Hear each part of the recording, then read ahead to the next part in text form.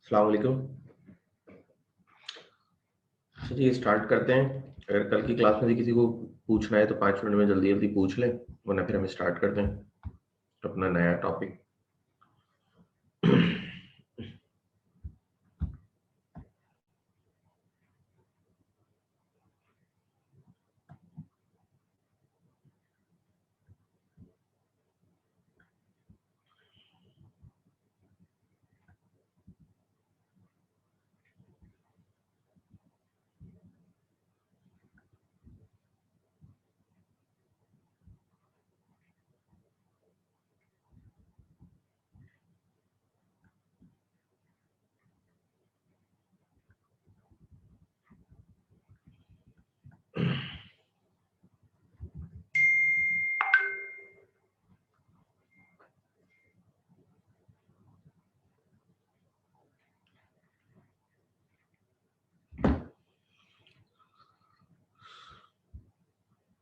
कोई सवाल नहीं है किसी का? चलिए हम स्टार्ट करते हैं। लेकिन जी, हमने कल बात कर ली थी मिसरिप्रेजेंटेशन के ऊपर कि 3 चीज़ों को हम कहते हैं कि मिसरिप्रेजेंटेशन होती है। जैसे कि हम कहें कि कोई पॉजिटिव असर्शन देना ये समझ के कि वो सच है, हालांकि वो सच ना हो। जैसे कि मैंने एग्जांपल दी थी कि आपको खुद लगता था कि इस लैंड पे 35,000 केजी ऑफ व्हीट प्रोड्यूस होता है, लेकिन दर हकीकत उस पर सिर्फ 30,000 केजी प्रोड्यूस हो रहा है। आपको ऐसा लगता था, लेकिन आप काम अनइंटेंशनली कर रहे हैं, तो बेसिकली ये भी मिसरिप्रेजेंटेशन की उसमें आ गया। फिर दूसरी मैंने एक बात करी थी ब्रीच ऑफ ड्यूटी की, कि एक जगह आपकी ड्यूटी थी कि आप अगले को बताते कि आपकी इस महीने प्रॉफिट गिर गया है कंपनी का, जब एग्रीमेंट साइन हो रहा था, लेकिन आपने उसको नहीं बताया। तो आपने उसको नहीं बताया तो वो एग्रीमेंट साइन हो गया, तो वहां पे भी एक मिसरिप्रेजेंटेशन हुई। और तीसरी थी जो मैंने बात करी थी कि आपको ऐसा कोई मिस्टेक, कि आपको ऐसा लग रहा है कि इनोसेंटली आपने कोई बात कही कि एक, मैंने कार की एग्जांपल दी थी कि वो फ्री फ्रॉम ऑल डिफेक्ट है, लेकिन दर हकीकत वो फ्री नहीं थी। तो अगर ऐसा कोई चीज थी और आपको ऐसा लगता था, तो वो भी एक मिस रिप्रेजेंटेशन का ही केस होगा।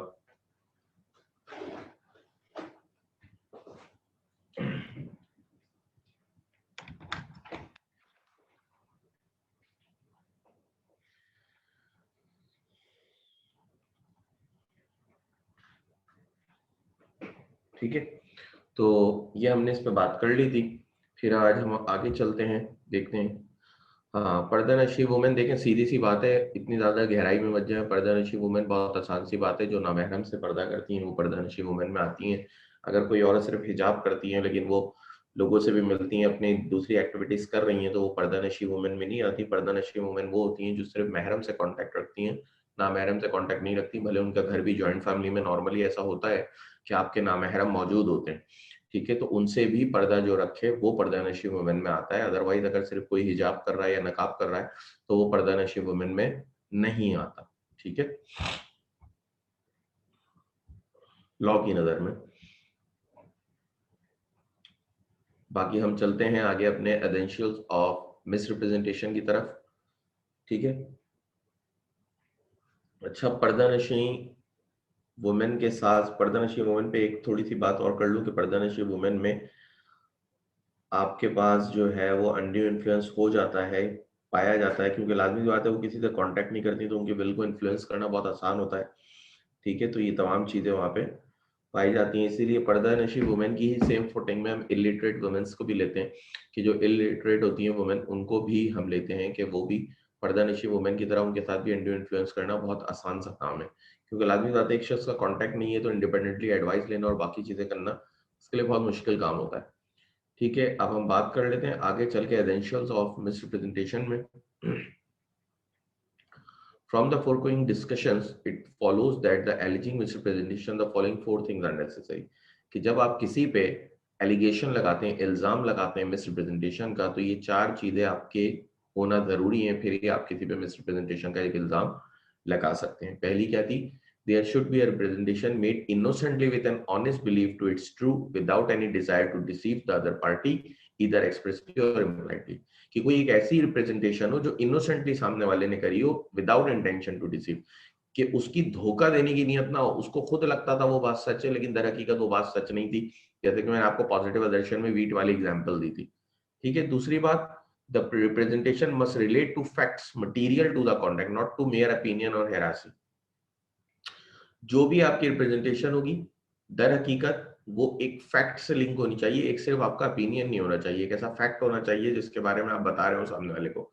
ठीक है, तो कोई एक ओपिनियन ना हो कि मेरी नजर में ऐसा है, नहीं, मेरी नजर में कुछ नहीं होता, आपने एक फैक्ट्स बताएंगे तो ही वो मटेरियल होता है। ठीक है, आप कहेंगे मेरी नजर में यहाँ पे इतनी प्रोडक्शन होती है, तो आपकी नजर तो एक ओपिनियन हो गया ना आपका। ठीक है, लेकिन आपने जो बात करनी है वो हमेशा फैक्ट से लिंक करनी है कि फैक्ट्स मटेरियल होना चाहिए। तीसरी, जो भी रिप्रेजेंटेशन आप देंगे उसका गलत साबित होना भी जरूरी है कि वो गलत हो। ठीक है, वो सच ना हो, जो भी रिप्रेजेंटेशन आप या जो भी फैक्ट आप बताते हैं उसका सच ना हो। चौथी, the representation must have been instrumental, representation ऐसी होनी चाहिए जो कि आपको कॉन्ट्रैक्ट की तरफ लेकर आ जाए, आपको कॉन्ट्रैक्ट में एंटर करा दे। तो ये चारों चीजें अगर पूरी हो रही होंगी तो हम कहेंगे कि आपने एलिगेशन अपना सही लगाया है मिस रिप्रेजेंटेशन का। अच्छा, मिस रिप्रेजेंटेशन के इफेक्ट्स थोड़े से अलग हैं अनड्यू इन्फ्लुएंस और उससे। तो इफेक्ट्स ऑफ मिस रिप्रेजेंटेशन में अगर आप आते हैं तो देखें, अब दो यहाँ पे ऑप्शन होते हैं। पहला ऑप्शन तो होता है आप कॉन्ट्रैक्ट को कैंसिल कर दें, he can rescind the contract treating the contract as voidable. आप कॉन्ट्रैक्ट को रिसेंड करें और कॉन्ट्रैक्ट को वाइडेबल कर दें, मतलब रिस्टोरेशन ऑफ बेनिफिट हो जाएगा। दूसरा भी आपके पास एक ऑप्शन होता है कि आप कॉन्ट्रैक्ट को एग्री करें लेकिन अगले को कहें कि तुम मुझे उसी पोजीशन में लेकर आओ जिस पोजीशन में मैं होता अगर तुमने ये रिप्रेजेंटेशन मेरे साथ मिस रिप्रेजेंटेशन नहीं की होती। ठीक है, तो ये चीज भी आप कर सकते हैं। किस तरह से? देखिए, अगर एक लैंड है वो 35,000 kg वीट प्रोड्यूस करती है और एक लैंड ऐसी है जो 30,000 kg वीट प्रोड्यूस करती है, तो यकीनन सी बात है जो 35,000 kg लैंड प्रोड्यूस करती है उसकी प्राइस ज्यादा होगी बनिस्बत उसके जो 30,000 kg लैंड प्रोड्यूस करती है। अब सामने वाले ने आपको जो भी पॉजिटिव दर्शन दी, उसने कहा कि मेरी लैंड जो है वो 35,000 kg वीट प्रोड्यूस करती है, ये सोचते हुए कि ऐसा ही है, लेकिन दर हकीकत ऐसा नहीं था, वो 30,000 करती थी। अब फॉर एग्जाम्पल अगर उस लैंड की प्राइस आपने 10 मिलियन पे करी है, अगर उस लैंड की प्राइस आपने 10 मिलियन पे करी है तो आपने क्या सोच के पे करी है कि ये 35,000 kg ऑफ वीट प्रोड्यूस करती है। ठीक है, लेकिन अगर वो लैंड 30,000 kg वीट प्रोड्यूस करती है तो लाजमी बात है जो मार्केट वैल्यू 30,000 kg प्रोड्यूस करने वाली लैंड की होगी वो हमेशा कम होगी 35,000 से। तो आप चाहें तो इस कॉन्ट्रैक्ट को आप रिसेंड कर सकते हैं कि नहीं, तुमने तो 35 बोला था और ये 30 प्रोड्यूस कर रही है, तो मैं मिस रिप्रेजेंटेशन के ग्राउंड पे इसको रिसेंड करता हूँ। या चाहे तो आप कह सकते हैं ठीक है मैं कॉन्ट्रैक्ट को रिसेंड नहीं करता, इसको कैरी कर लेता हूँ, एक्सेप्ट करता हूँ, तुम एक काम करो, जो तुमने मुझसे 10 मिलियन लिए थे ना उसमें से मुझे 1 मिलियन वापस कर दो, क्योंकि अगर तुम मुझे स्टार्ट में बता देते कि ये 30,000 kg प्रोड्यूस करती है तो इसकी मार्केट वैल्यू 9 मिलियन होती, तो इसलिए मैं तुम्हें 9 मिलियन ही पे करूंगा सिर्फ। ठीक है, तो दूसरा क्या होता है कि कॉन्ट्रैक्ट को एग्री करें आप और बोलें कि मुझे वापस उस पोजीशन में लाओ जिस पोजीशन में मैं होता अगर ये मेरे साथ मिसरिप्रेजेंटेशन नहीं हुई होती। ठीक है, जैसे कि अगर आपको इनोसेंटली मिस्टेक करके किसी ने कहा था कि ये बाइक जो है ये फ्री फ्रॉम ऑल डिफेक्ट है, लेकिन दर हकीकत उसमें बिल्ट इन डिफेक्ट मौजूद थे, तो लाजमी सी बात है डिफेक्टेड गाड़ी कार की प्राइस आप वो पे नहीं करते, या डिफेक्टेड बाइक की प्राइस आप वो पे नहीं करते जो आपने पे करी है, तो आप लाजमी ज्यादा उससे कुछ रिलीफ लेते और वही रिलीफ आप अभी एक्सपेक्ट करेंगे उससे कि मुझे वापस से उस पोजीशन में ले आओ जो पोजीशन में मैं होता अगर तुम ये मिस रिप्रेजेंटेशन करते। अच्छा, ये हो गई बात। मजीद इसमें एक बात और है कि misrepresentation does not entitle the एजरीफ party to claim damages by way of interest और अदरवाइज और एक्सपेंस इनकर्ड। मिस रिप्रेजेंटेशन की केस में आपको कभी भी डैमेजेस ग्रांट नहीं होते। ठीक है, मिस रिप्रेजेंटेशन में डैमेजेस ग्रांट नहीं होंगे, सिर्फ आपको एक कॉम्पनसेशन होगा, वो यही होगा कि आपको उस पार्ट पोजीशन में ले आए जिस पोजीशन में आप थे, या अगर आप वो नहीं करना चाहते, आप बोलते नहीं यार मैं कॉन्ट्रैक्ट ही कैंसिल करता हूं, तो सिर्फ रिस्टोरेशन ऑफ बेनिफिट होगा। ठीक है जनाब, यहां पे आके आपका मिस रिप्रेजेंटेशन होता है एंड। अच्छा, इसकी एक एक्सेप्शन भी है, the above remedy is lost if the party whose consent was caused by misrepresentation had the means of discovering the truth with ordinary diligence. अगर आपके साथ कोई ऐसी मिसरिप्रेजेंटेशन हुई है जिसको ऑर्डिनरी तौर पे आप डिस्कवर कर सकते थे अपनी नॉर्मल इंटेलिजेंस लगा के, तो फिर आपके साथ मिसरिप्रेजेंटेशन नहीं हुई, आपकी रेमेडी लॉस्ट हो गई, आप कॉन्ट्रैक्ट को वॉइड नहीं कर सकते। और बाद बात ऐसा होता है कि सामने वाला आपको जो बात कह रहा होता है, आप उसको कहते हैं कि यार ये तो मैं अपनी नॉर्मल से जहन लगा के भी पता लगा सकता था, ठीक है, कि ये चीज तो ट्रूथ है ही नहीं, ठीक है, तो ये चीज मुमकिन हो जाती है। तो अगर आपको इजीली ट्रूथ डिस्कवर कर सकते हो तो ठीक है, आपको पता चल जाएगा।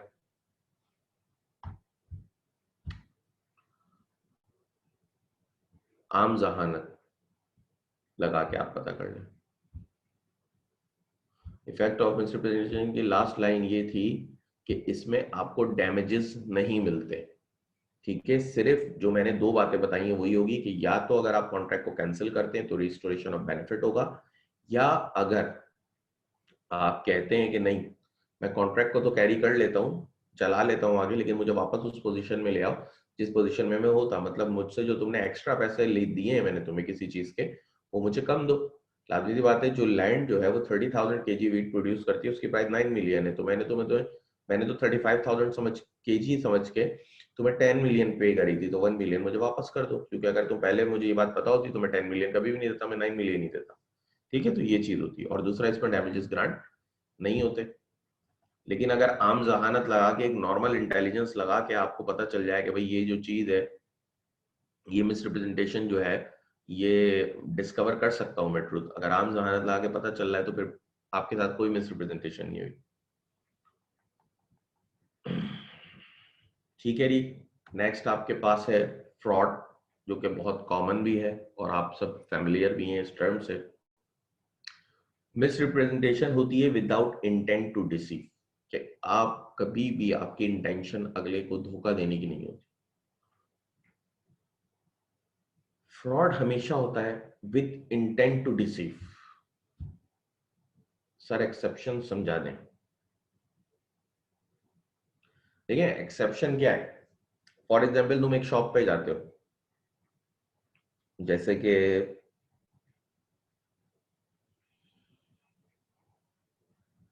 आपके पास बहुत ही शॉप से आप जाते हैं, अब वो आपको बोले जनाब मैं लकोस्टे की टी शर्ट आपको सेल कर रहे हैं, ठीक है, उस पर लकोस्टे भी लिखा हुआ है, सब कुछ लिखा हुआ है। अब देखें उसकी प्राइस जो है वो रख रहे हैं 500, तो आपको पता चल जाएगा नॉर्मल इंटेलिजेंस से कि ये ब्रांडेड नहीं है, ये लोकल है। भले उसको खुद भी लग रहा होगा ये ब्रांडेड है, लेकिन आपको ही पता चल जाएगा। फैब्रिक से भी आपको अंदाजा हो जाएगा नॉर्मल, ठीक है, लेवल से भी आपको अंदाजा हो जाएगा, लोगो से भी हो जाएगा, कई चीजों से आपको अंदाजे हो जाएंगे, ठीक है, कि ये नॉर्मल इंटेलिजेंस यूज कर रहे हैं ना आप अपनी, कि आपको पता चल जाएगा जी, ये डिस्कवर करना ट्रुथ आसान है, ठीक है, तो ये ट्रुथ डिस्कवर करना बहुत आसान होता है। जैसे कि नॉर्मली अभी बकरीद गुजरी है, आप जब जानवर खरीदने जाते हैं तो वहां पे वो 10 तरह की बातें कर रहे होते हैं, ठीक है, लेकिन आपको पता है आप अपनी जो खरीदने वाले होते हैं वो नॉर्मल अपनी इंटेलिजेंस लगाते हैं, उनको चीजों को पता चल जाता है कि किस तरह से क्या चीज होगी, किस तरह से क्या चीज डिस्कवर होगी, तो वो ट्रुथ डिस्कवर कर सकते हैं, ठीक है। तो जहां पे ट्रुथ डिस्कवर करना पॉसिबल हो, फॉर एग्जाम्पल मैं आपको एक घर सेल कर रहा हूँ, ठीक है, घर की दीवारों में क्रैक पड़े हुए थे, अब आप घर जा रहे हैं और आप पूरा घर देख रहे हैं, आपको वो क्रैक नजर नहीं आ रहे, मैंने कुछ भी नहीं छुपाया वो क्रैक, लेकिन आपको नजर भी नहीं आया, आपने खुद ही नहीं देखा, उनको इग्नोर करा, ठीक है, आप नॉर्मली उसको देख सकते थे लेकिन आपने नहीं देखा, ठीक है। यहाँ पे 24 आवर्स वाटर सप्लाई है कि नहीं है इस घर में, आप पता लगा सकते थे लेकिन आपने नहीं लगाया, आप चाहते तो आस पड़ोस से ही पता कर लेते। तो अगर ऐसी चीजें आप कर रहे हैं तो इसका मतलब है आप अपनी नॉर्मल इंटेलिजेंस यूज नहीं कर रहे, और यहाँ पे डिस्कवरी ऑफ ट्रूथ बहुत इजीली पॉसिबल था लेकिन आपने वो चीज नहीं करी, तो यहाँ पे फिर आपकी गलती है, मिसरिप्रेजेंटेशन आपके साथ नहीं हुई, कॉन्ट्रैक्ट वाइडेबल आप नहीं कर सकते, ठीक है, क्योंकि देखें लॉ की नजर में हमेशा बायर को चौकन्ना रहना होता है, ठीक है। अच्छा, पॉइंट नंबर 4 बता देता हूं मैं आपको, क्या था पॉइंट नंबर 4? पॉइंट नंबर 4 था the representation must have been, representation ऐसी होनी चाहिए जो आपको कॉन्ट्रैक्ट की तरफ लेकर आए। वही बात हो गई ना, जब फैक्ट से लिंक होगी तो ही आप कॉन्ट्रैक्ट की तरफ आएंगे ना, तो जो भी रिप्रेजेंटेशन दी होगी वो कॉन्ट्रैक्ट में आपको एंटर करा देगी। अब कोई अगर अपना ओपिनियन देगा तो वो तो आपको कॉन्ट्रैक्ट में नजर नहीं करा सकता ना, आपके मेरी नजर में इससे अच्छी जगह कोई नहीं है, जैसे कि फ्लैट ऑनर होते हैं, वो कहते हैं मेरी नजर में इससे अच्छी जगह कोई नहीं। हर इंसान अपनी चीज की तो तारीफ करता है ना, लेकिन वो चीज आपको कॉन्ट्रैक्ट में तो नहीं लाती। कॉन्ट्रैक्ट में तो उसके फैक्ट्स लाते हैं आपको। अच्छा, नेक्स्ट आ जाए, फ्रॉड। कोई भी चीज, कोई भी ऐसा act, the term fraud includes all acts committed by a person with an intention to deceive another person. कि कोई भी एक्ट आप करें जो अगले को धोखा देने की नीयत से करते हैं, वो तमाम की तमाम फ्रॉड में आते हैं। ठीक है, अब ये याद रखिएगा कि मिस रिप्रेजेंटेशन के केस में आपको डैमेजेस ग्रांट नहीं होते। फ्रॉड में आए डेफिनेशन में, fraud means and includes any of the following acts committed by a party to a contract or with his convenience or by his agent with intent to deceive or to induce other party thereto or his agent to enter into a contract। कोई भी चीज अगर आप किसी को धोखा देने की नीयत से करें कि वो आपके साथ कॉन्ट्रैक्ट में आ जाए, तो हम कहते हैं कि आपने फ्रॉड किया। ठीक है, कोई भी चीज अगर आप धोखा देने की नीयत से करें कि अगला आपके साथ कॉन्ट्रैक्ट में आ जाए, तो फिर आपने फ्रॉड किया। मतलब आपने उसको इंड्यूस किया धोखा देके कि वो आपके साथ कॉन्ट्रैक्ट में शामिल हो जाए। क्लियर? अब देखिए क्या क्या चीजें इसमें आती हैं। पहली बात, the representation of that fact is true when it is not true by one who does not believe it to be true. अब देखें ये फर्क है। मिस रिप्रेजेंटेशन में आप ऐसा स्टेटमेंट दे रहे थे जो आपको खुद लगता था सच है, लेकिन दर हकीकत वो सच नहीं था। यहां पे आप जो स्टेटमेंट देंगे आपको पता है वो झूठा स्टेटमेंट है, फैक्ट सेलिंग, लेकिन आप उसको सच बना के पेश कर रहे हैं। ठीक है, आप उसको सच बना के पेश कर रहे हैं, हालांकि आपको लगता था कि ये जो है ये स्टेटमेंट झूठा है, आपको पता है। जैसे वहां पे अगर मैं उस एग्जांपल में बात करूं, तो मैंने क्या कहा था कि आपको पता नहीं था कि ओरिजिनली ये 30,000 केजी ऑफ वीट प्रोड्यूस करती थी लैंड। आपको ऐसा लगता था और आपने इसी बेस पे सामने वाले को बोला था। ठीक है, लेकिन यहाँ पे सीन क्या है, यहाँ पे ये है कि आपको पता है कि एक चीज 30,000 KG of land wheat produce करता है एक लैंड, लेकिन आप अगले को जानबूझ के बोल रहे हैं कि ये 40,000 केजी प्रोड्यूस करता है, धोखा देने की नीयत से। तो ये एक ऐसे रिप्रेजेंटेशन है जो आपको पता है झूठी है, लेकिन फिर भी आप सामने वाले को दे रहे हैं। ठीक है, तो ये बेसिकली एक फ्रॉड है, ये आपने उसके साथ फ्रॉड किया।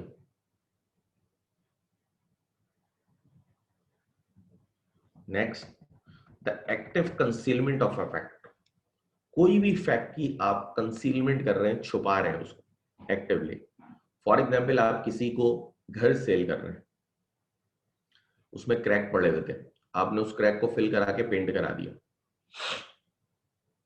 ये आपने क्या करा है, कंसीलमेंट ऑफ फैक्ट करिए। नॉर्मली कार में बहुत होता है, जब आप किसी से कार परचेस कर रहे हो, एक्सीडेंटल कार होती है, उनको पता भी होता है लेकिन वो मना कर देते हैं आपको। ठीक है कि नहीं, बम्पर टू बम्पर बिल्कुल जेन्युइन है, आप जाएं। ठीक है, तो इसी तरह अगर कार आप परचेस करने जा रहे हैं, उसको वो एक्सीडेंट है बिल्कुल प्रॉपर करा के, पेंट वेंट करा के खड़ी कर दें, सब कुछ सही करा के, तो ये क्या कर रहे हैं, वो कंसीलमेंट ऑफ फैक्ट करते हैं। ये बेसिकली वो फ्रॉड कर रहे होते हैं, वो आपके साथ फ्रॉड कर रहे होते हैं। जैसे कि अभी पाकिस्तान में जब बारिश हुई है तो बहुत ज्यादा पानी जमा हुआ है, लोगों की गाड़ियां तैरी हैं। ठीक है, तो ये फ्लडेड व्हीकल हो गई हैं, अब इनमें पानी चला गया तो ये काफी खराब हो चुकी होती हैं, लेकिन लोग इनको सेल करेंगे छुपा छुपा के, और वो आपको बताएंगे भी नहीं। ठीक है, तो ये कंसीलमेंट ऑफ फैक्ट करते हैं, ये कंसीलमेंट ऑफ फैक्ट करते हैं। तो जब कंसीलमेंट ऑफ फैक्ट करते हैं तो वो भी एक फ्रॉड है, कि जानबूझ के आप किसी मटेरियल फैक्ट को छुपा रहे हैं, जानबूझ के आप किसी मटेरियल फैक्ट को छुपा रहे हैं कि भाई, तो ये आपने फ्रॉड किया। यही बात लिखी हुई है, active concealment of a material fact is taken as much as fraud as if the existence of such fact was expressly denied or reverse of it expressly stated. Mere non-disclosure is not fraud, where there is no duty to disclose. ठीक है, एक तो होता है कि वो जानबूझ के छुपा रहे हैं, दूसरा ये कि वो डिस्क्लोज ही नहीं कर रहा। अच्छा, इधर एक बात का ध्यान रखिएगा कि अगर वो कोई चीज डिस्क्लोज नहीं कर रहा तो वो फ्रॉड नहीं होता। ठीक है, कि उसने खुद से आपको कोई चीज नहीं बताई, लेकिन अगर आप उसको जानबूझ के वो कुछ ऐसी छुपाने वाली हरकतें कर रहा है, तो फिर वो फ्रॉड हो जाता है। जैसे कि एक्सीडेंटल गाड़ी में वो जानबूझ के करते हैं। ठीक है, कि उसको छुपा रहे हैं। जब उन्होंने छुपा दिया तो आपको पता भी नहीं चलता, तो वो फ्रॉड हो जाता है। आपको तो बाद में पता चलता है जब कोई गाड़ी में काम निकलता है तो मैकेनिक वगैरह बताते हैं। लेकिन यहाँ पे एक चीज का ध्यान रखिएगा, एक चीज लिखी हुई है कैवेट एम्प्टर। कैवेट एम्प्टर या बायर बीवेयर, इसके मायने होते हैं लेट द बायर बीवेयर, कि बायर को हमेशा चौकन्ना रहना है। ऐसा ना हो कि आपसे कोई ऐसी कंसीलमेंट हो रही हो जिसका आपको देख के ही पता चल जाए कि जनाब ये आपके साथ फ्रॉड हुआ है। ठीक है, ऐसी चीज ना हो कि आप कोई गाड़ी परचेस कर रहे हैं और उस पर जो नंबर प्लेट लगी हुई है वो फेक लगी हुई है, तो नंबर प्लेट आपको देख के ही पता चल जाती है कि ओरिजिनल नहीं है। ठीक है, तो ये क्या था, ये कैवेट एम्प्टर था ना, कि आपको let the buyer beware, आपको चौकन्ना रहना था। आपको तो देख के पता चल रहा था कि वो नंबर प्लेट जो है वो ओरिजिनल नहीं है, और आप फिर भी उस चोरी की गाड़ी को परचेस करके ला रहे हैं, तो ये तो आपके साथ कंसीलमेंट ऑफ फैक्ट नहीं हुआ ना, ये तो आपकी अपनी गलती भी हुई। ये तो नॉर्मली एक इजी आसान सी बात है ना, जो आपको पता चल जाती।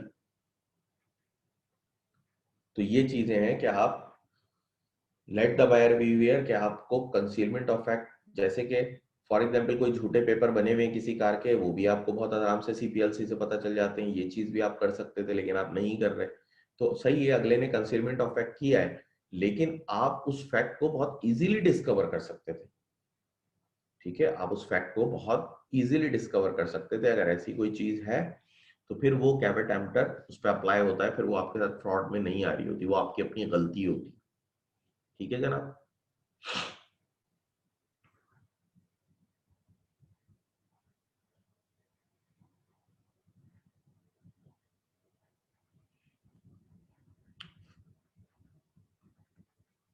जैसे कि नॉर्मली हम बकरीद के दिनों में जब जानवर परचेज करने जाते हैं तो वो कहते हैं इसको देख लो। ठीक है, अब उसमें जो चीजें उन्होंने की भी होती हैं वो बहुत इजीली डिस्कवर्ड होती हैं, वो बहुत आसानी से आप डिस्कवर कर सकते हैं, लेकिन आप नहीं कर रहे तो ये आपकी गलती है। ठीक है, इसमें फिर कोई फ्रॉड नहीं हो रहा, वो आपकी गलती है, क्योंकि जो भी चीज वो कर रहे हैं वो तो बहुत आसानी से डिस्कवर हो जाती है, लेकिन आप नहीं कर रहे, ये आपकी गलती होती है। ठीक है, जानवर का फॉर एग्जाम्पल सिंग विंग टूटा हुआ है, वो चीज पता चल जाती है। हाँ, अगर उसको इंटरनल कोई स्टमक प्रॉब्लम वगैरह हुआ है वो चीज पता नहीं चल रही होती, लेकिन बहुत सी चीजें तो आपको खुद ही पता चल जाती हैं। ठीक है, तो वो भी फ्रॉड में फिर नहीं। आपने कैवेट एम्प्टर को हमेशा ध्यान में रखना होता है, क्योंकि लॉ ने हमेशा यही कहा है कि बायर को हमेशा चौकन्ना रहना है, उसको सोच समझ के ही फैसला करना है। तो कोई ऐसी चीज जो नॉर्मल इंटेलिजेंस से डिस्कवर हो सकती है, उसको जबरदस्ती आप बच्चे बन के चीज खरीद लें, तो ये फिर फ्रॉड नहीं होता। तीसरा, a promise made without any intention of performing it, कोई भी ऐसी हरकत, कोई भी ऐसा प्रॉमिस करना जिसमें आपकी शुरू से ही नियत हो कि मैंने परफॉर्म नहीं करना। फॉर एग्जाम्पल किसी से एडवांस लेना, ये कह के कि मैं आपको गुड्स डिलीवर्ड कर दूंगा, और एडवांस लेते वक्त ही आपके जहन में होगा तो भाई डिलीवर्ड तो करनी नहीं है, वो पैसे लेके निकलना है, तो ये फ्रॉड है।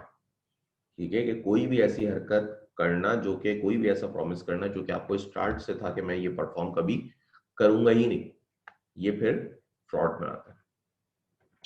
इसके अलावा any other act fitted to deceive, देखिए अब इसमें बात लिखी है, that fertility of men's invention in devising new schemes of fraud is so great that it would be difficult if not possible to confine fraud within the limits of any exhaustive definition. All surprise, trick, cunning, dissembling, and any other unfair way that is used to cheat anyone is considered fraud, and subsection 4 is obviously intended to cover all those cases of fraud which cannot appropriately to be covered by the other subsections. देखिए उन्होंने खुद लिख दिया कि इसके अलावा, जो ऊपर हमने तीन दिए, अगर इसके अलावा भी कोई ऐसी ट्रिक इजाद की हुई है तो वो भी फ्रॉड में आएगी, जो लोगों को चीट कर रही है।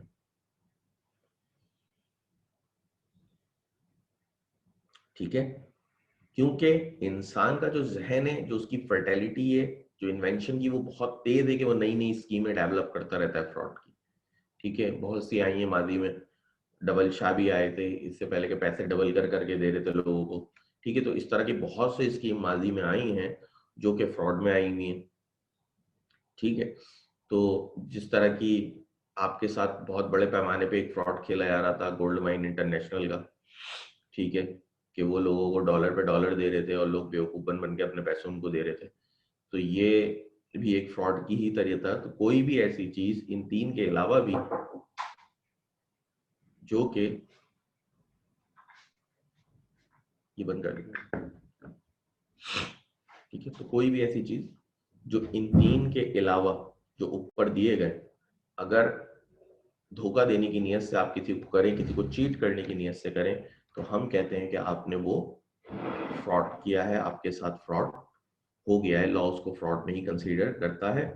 अच्छा, एक स्टूडेंट ने क्वेश्चन पूछा है, 4 बता दे, 4 ही तो बता रहा हूँ, कि कोई भी ऐसी चीज जो ऊपर वाले 3 में ना आए। देखो इंसान जो है ना, इंसान की जो दिमाग है वो बहुत तेजी से ट्रिक डेवलप करता है, क्योंकि जो काम तुम करते हो उस काम में तुम बहुत माहिर होते जाते हो।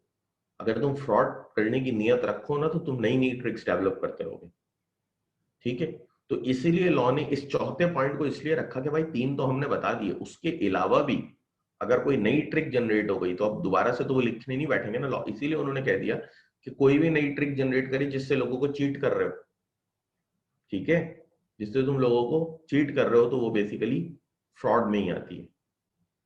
ठीक है, वो फ्रॉड में कहते हैं उसको। फिर इसके अलावा 5वां, एनी एक्ट और omission as the law specially declares to be fraudulent। कोई भी एक्ट, कोई भी ओमिशन जिसको लॉ ने स्पेशली डिक्लेयर कर दिया फ्रॉड है। जैसे कि अगर आप कोई इमूवेबल प्रॉपर्टी सेल करते हैं, तो सेलर की ये जिम्मेदारी है कि वो तमाम फैक्ट्स डिस्क्लोज करे बायर को, तमाम डिफेक्ट्स प्रॉपर्टी के डिस्क्लोज करे बायर को। ये लॉ ने प्रॉपर्टी एक्ट में डिक्लेयर किया हुआ है, डिफाइन किया हुआ है कि अगर कोई भी मूवेबल प्रॉपर्टी आप सेल करें तो जितने उसके अंदर डिफेक्ट्स हैं ये जरूरी है कि बायर को डिस्क्लोज किए जाए। लेकिन अगर आप नहीं करते तो दर हकीकत आप फ्रॉड करते हैं। ठीक है, नॉर्मली हमारे यहाँ बहुत बड़े पैमाने पे हो रहा है ये, कि प्रॉपर्टी ठेकेदार या आर्किटेक्ट जो भी आपके हैं वो बनाते हैं और फिर उसको वो बेच रहे होते हैं लोगों को। तो जिस तरह की चीजें उसमें हुई भी होती हैं वो क्लियरली मटेरियल डिफेक्ट्स होते हैं जो आपने डिस्क्लोज करने होते हैं। ठीक है, तो एनी सच एक्ट और omission as the law specially declared to fraudulent. Example मैंने आपको दे दी कि कोई भी ऐसी चीज जो लॉ स्पेशली कहे कि बतानी है और आप नहीं करते तो वो भी फ्रॉड में आता है। जैसे कि मैंने आपको एग्जाम्पल दे दी कि लॉ ने खुद बोला हुआ है ट्रांसफर ऑफ प्रॉपर्टी एक्ट में कि इमूवेबल प्रॉपर्टी आप कभी भी सेल आउट करेंगे, आप बाउंड है कि आप डिस्क्लोज करें तमाम मटेरियल डिफेक्ट्स। अगर उसकी रूफ में क्रैक है, उसके इलेक्ट्रिसिटी का प्रॉब्लम है, बाकी चीजें ये तमाम की तमाम आपको जरूरी है आप बायर को बताएं। लेकिन अगर आप नहीं बताते तो दर हकीकत आप फ्रॉड करते हैं। अच्छा, फ्रॉड में और सिर्फ अपनी चीज की तारीफ करने में फर्क है। ठीक है, अगर कोई शख्स अपनी चीज बेचते हुए तारीफ कर रहा है कि इससे अच्छी मार्केट में नहीं है, इससे अच्छी, ये मार्केट की सबसे बेहतरीन प्रोडक्ट है, सबसे तेज रनिंग आइटम है, अगर ऐसी कोई बातें कर रहा है तो ये फ्रॉड नहीं होता। ठीक है, तो तारीफ करने में और फ्रॉड में फर्क होता है, ये याद रखिएगा। कोई सवाल है यहाँ तक तो पूछो।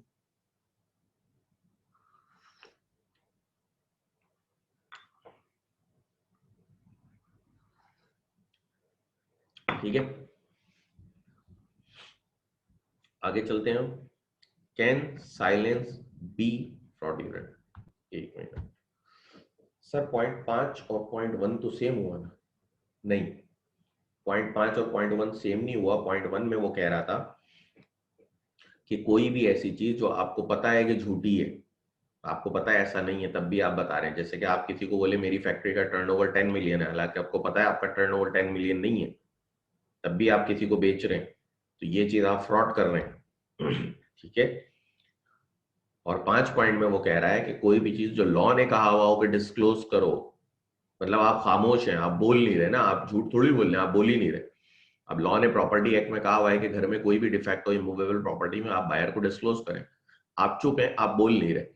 ठीक है, तो यहाँ पे आप बेसिकली फ्रॉड कर रहे हैं, क्योंकि लॉ ने स्पेशली डिक्लेयर किया है कि वहां पे आपने तमाम फैक्ट्स डिफेक्ट्स बताने हैं, लेकिन आप नहीं बता रहे, तो ये आप दर हकीकत फ्रॉड कर रहे हैं। तो दोनों में ये फर्क है। 5 रिपीट कर दिया। तारीफ और फ्रॉड साथ साथ हो सकते हैं। मीन, हम तारीफ करके फ्रॉड कर रहे हैं। कैसे कर रहे हैं, जरा एग्जांपल दें आप। तारीफ और फ्रॉड एक साथ कैसे कर रहे हैं? आप अपनी प्रोडक्ट की अगर तारीफ कर रहे हैं कि ये मार्केट की सबसे अच्छी प्रोडक्ट है, तो इसमें आप क्या फ्रॉड कर रहे हैं? आप तो अपनी प्रोडक्ट की तारीफ कर रहे हैं। ठीक है, या ये जो है, आप उसकी, ये जमीन जो है ये बहुत फर्टाइल है, या कोई भी शख्स अपनी किसी प्रोडक्ट की तारीफ करता है, तो वो फ्रॉड नहीं है, तारीफ उसका हक है, वो कर सकता है। अपनी चीज तो सबको अच्छी लगती है ना, उसको सेल भी तो करनी है।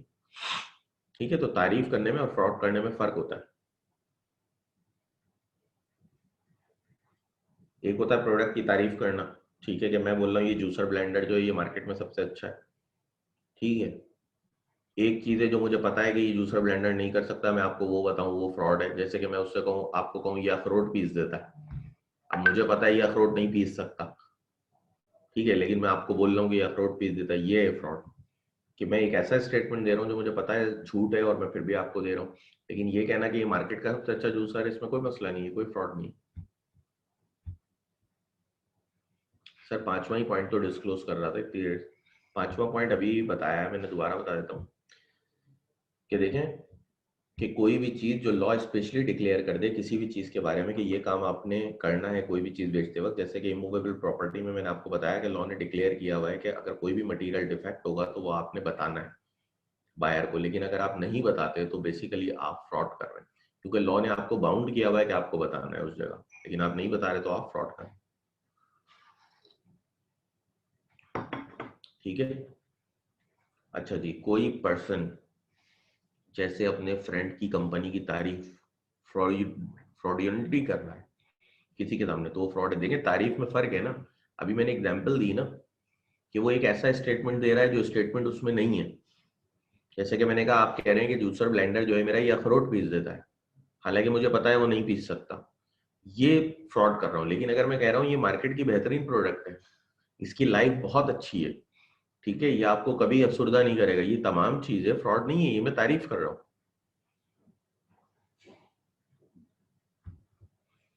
भाई अगर ऐसी इल्यूजनरी, अब ये है इल्यूजनरी तारीफ करना कि मेरी कार हवा में उड़ सकती, then it will be fraud और नॉट।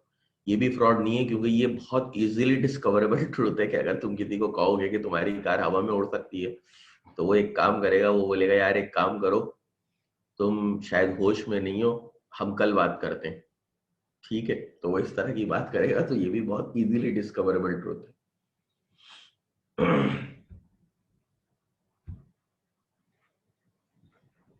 ठीक है जनाब।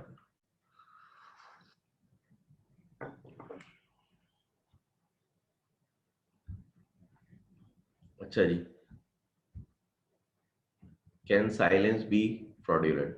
क्या चुप रहना फ्रॉड होता है? चुप रहना कभी भी फ्रॉड नहीं होता, सिवाय दो केसेस के। दो इसके एक्सेप्शन है, या इसको हम कंस्ट्रक्टिव फ्रॉड भी कहते हैं। साइलेंस इज फ्रॉडुलेंट को समटाइम्स कंस्ट्रक्टिव फ्रॉड भी कहते हैं। कभी भी चुप रहना फ्रॉड नहीं होता, सिवाय दो सिचुएशंस के। एक, जब बोलना आपकी जिम्मेदारी हो, आपकी ड्यूटी हो। दूसरा, जब आपका खामोश रहना बोलने के बराबर हो। दो बातें ऐसी हैं जिनमें सिर्फ फ्रॉड कंसीडर होता है, अदरवाइज फ्रॉड नहीं होता, ठीक है। कभी भी खामोश रहना फ्रॉड नहीं होता, सिवाय इन दो एक्सेप्शंस के। एक, जब तुम्हारी जिम्मेदारी है बोलना, ड्यूटी टू स्पीक। दूसरा, silence is equivalent to speech, कि तुम्हारा खामोश रहना इस वक्त बोलने के बराबर था, ठीक है। तो इसको देख लेते हैं। अब कौन कौन सी जगहें ऐसी होती हैं जहां पे बोलना, कौन कौन सी जगह ऐसी हैं जहां पे बोलना जरूरी है? अगर आप खामोश रहे तो वो फ्रॉड हो जाता है। वो बेसिकली अटमोस्ट गुड फेथ के कॉन्ट्रैक्ट होते हैं, जो भरोसे के कॉन्ट्रैक्ट होते हैं ना, वहां पे बोलना जरूरी होता है। अगर आप वहां पे नहीं बोलते तो बेसिकली वो फ्रॉड कहलाता है, जहां पे ड्यूटी टू स्पीक आ जाए। तो उसमें पहला होता है फ्यूजरी रिलेशन, भरोसे का रिश्ता। देखिए जब आप स्टॉक मार्केट में जाते हैं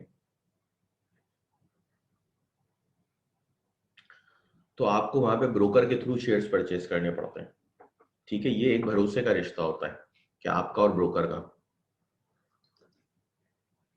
कि आपका ब्रोकर के थ्रू शेयर्स परचेज करने पड़ते हैं, और ये एक भरोसे का रिश्ता होता है, ठीक है। अगर कोई ब्रोकर, अब यहाँ पे ब्रोकर की जिम्मेदारी है कि अगर वो कोई भी कॉन्ट्रैक्ट कर रहा है आपके बिहाफ पे, ठीक है, तो वो तमाम की तमाम आपको चीजें बताएगा, तमाम के तमाम फैक्ट्स आपको वो बताएगा। अगर वो नहीं बताता तो यहाँ पे उसकी जिम्मेदारी, वो नहीं बता रहा, वो सिर्फ खामोश रह रहा है, तो यहाँ पे उसकी जिम्मेदारी भी बताना। और अगर वो सिर्फ खामोश रहता है तो दर हकीकत वो फ्रॉड करता है। जैसे कि अगर कोई ब्रोकर आपको अपने ही शेयर सेल आउट कर दे जो उसने खुद खरीदे हुए थे, आपको शेयर वो दिला रहा है लेकिन आपको बता नहीं रहा ये वही शेयर हैं जो मैंने खरीदे थे, मैं खुद तुम्हें सेल कर रहा हूँ, ये बात वो नहीं बता रहा, तो दर हकीकत वो आपके साथ फ्रॉड कर रहा है, क्योंकि आपका और उसका रिश्ता एक फ्यूजरी रिलेशनशिप है, एक भरोसे का रिश्ता है, ठीक है, एक भरोसे का रिश्ता है। तो यहां पे भी वो अगर खामोश रह रहा है तो वो आपके साथ फ्रॉड कर रहा है,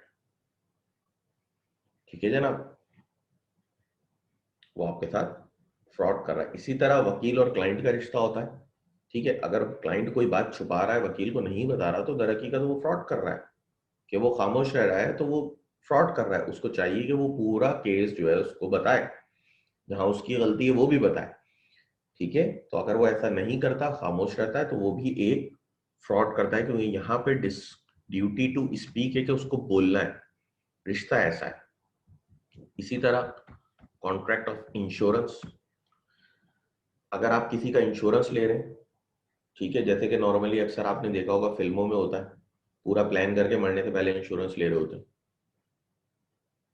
ठीक है, ये आपने नॉर्मली देखा होगा, तो वो दर हकीकत फ्रॉड ही कर रहे होते हैं, क्योंकि ड्यूटी टू स्पीक है। देखिए, खैर फिल्मों को छोड़े, अगर कोई बीमारी है किसी इंसान को और वो जानबूझ के अपना इंश्योरेंस ले रहा है, तो उसको वो बीमारी डिस्क्लोज करनी है, वो सिर्फ खामोश है, कुछ बोल नहीं रहा, ठीक है, लेकिन उसकी जिम्मेदारी है कि वो वहां पे बोले और बताए कि मुझे ये बीमारी है, ठीक है, इंश्योरेंस लेने से पहले पहले ये जरूरी है, ठीक है। अगर वो चुप रहता है तो दर हकीकत वो एक फ्रॉड करता है, क्योंकि कॉन्ट्रैक्ट ऑफ इंश्योरेंस में आपने फुल डिस्क्लोजर्स देने होते हैं, तमाम मटेरियल फैक्ट्स आपने कम्युनिकेट करने होते हैं इंश्योरेंस कंपनी को। अगर आप ऐसा नहीं करते तो दर हकीकत ये फ्रॉड है। फॉर एग्जाम्पल, आपको लाइफ थ्रेट मिला हुआ है ऑलरेडी, आपको लाइफ थ्रेट मिला हुआ है कि आपको मारने की धमकी मिली हुई है, और आप जानबूझ के अपनी इंश्योरेंस पॉलिसी ले रहे हो और उस वक्त उनको बता नहीं रहे ये बात, तो आपकी जिम्मेदारी है कि ये बात आप उनको बताएं ऑलरेडी, कि मेरे को ऑलरेडी लाइफ थ्रेट है, ठीक है, तो ये आपकी जिम्मेदारी है। तो यहाँ पे भी बोलना जरूरी है, अगर आप खामोश रहेंगे तो फ्रॉड है। कॉन्ट्रैक्ट ऑफ मैरिज एंगेजमेंट, एक मिनट, एक सवाल आया है, ये देख लेते हैं। और अगर बीमारी का पता ही बाद में पता चले, तुम्हें खुद बाद में पता चला, तो फिर फ्रॉड नहीं है, वो तो तुम्हें ही नहीं पता चला ना, क्या कर सकते। इसका मतलब है कभी चेक ही नहीं हुआ कि कोरोना वायरस था भी कि नहीं था।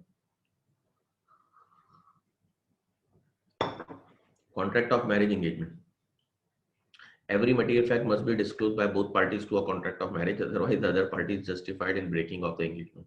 अगर कोई एंगेजमेंट होती है तो दर हकीकत ये मैरिज के लिए होती है कि फ्यूचर में जाके मैरिज हो जाएगी, ठीक है। अगर एंगेजमेंट हो रही है और लड़के के बारे में या लड़की के बारे में कोई भी चीज है, तो वो आपने फुल्ली डिस्क्लोज करनी है। फॉर एग्जाम्पल, अगर लड़का या लड़की में पहले से कोई तलाकशुदा था, तो ये आपको बताना है। अगर आप नहीं बताते तो ये भी आप फ्रॉड कर रहे हैं, मतलब उन्होंने पूछा नहीं तो आपने बताया भी नहीं, आप खामोश रहे, ठीक है, पूछेगा तो कोई नहीं ना कि पहली शादी है कि दूसरी शादी है, लेकिन आपकी जिम्मेदारी है कि आप खुद से बताएं। अगर आप इस जगह सिर्फ खामोश रहते हैं तो आप फ्रॉड करते हैं, क्योंकि ये भी एक भरोसे का रिश्ता होता है, ठीक है, तो यहाँ पे भी आप फ्रॉड करते हैं अगर आप खामोश रहते हैं। अच्छा जी, एक और क्वेश्चन आया है, कंस्ट्रक्टिव फ्रॉड यही है कि खामोश रहने को फ्रॉड जो कहा जाता है, ये कंस्ट्रक्टिव फ्रॉड है, ठीक है जी। तो मैरिज में भी हो गया। एक मिनट, एक और सवाल है, सर ये फ्रॉड क्यों है? अगर एक बंदे को थ्रेट मिली है तो वो इंश्योरेंस करवाएगा अपनी फैमिली वगैरह के लिए, ये फ्रॉड इसलिए कि वो बता नहीं रहा। देखें, अगर एक शख्स को थ्रेट मिली है तो उसका प्रीमियम ज्यादा होगा।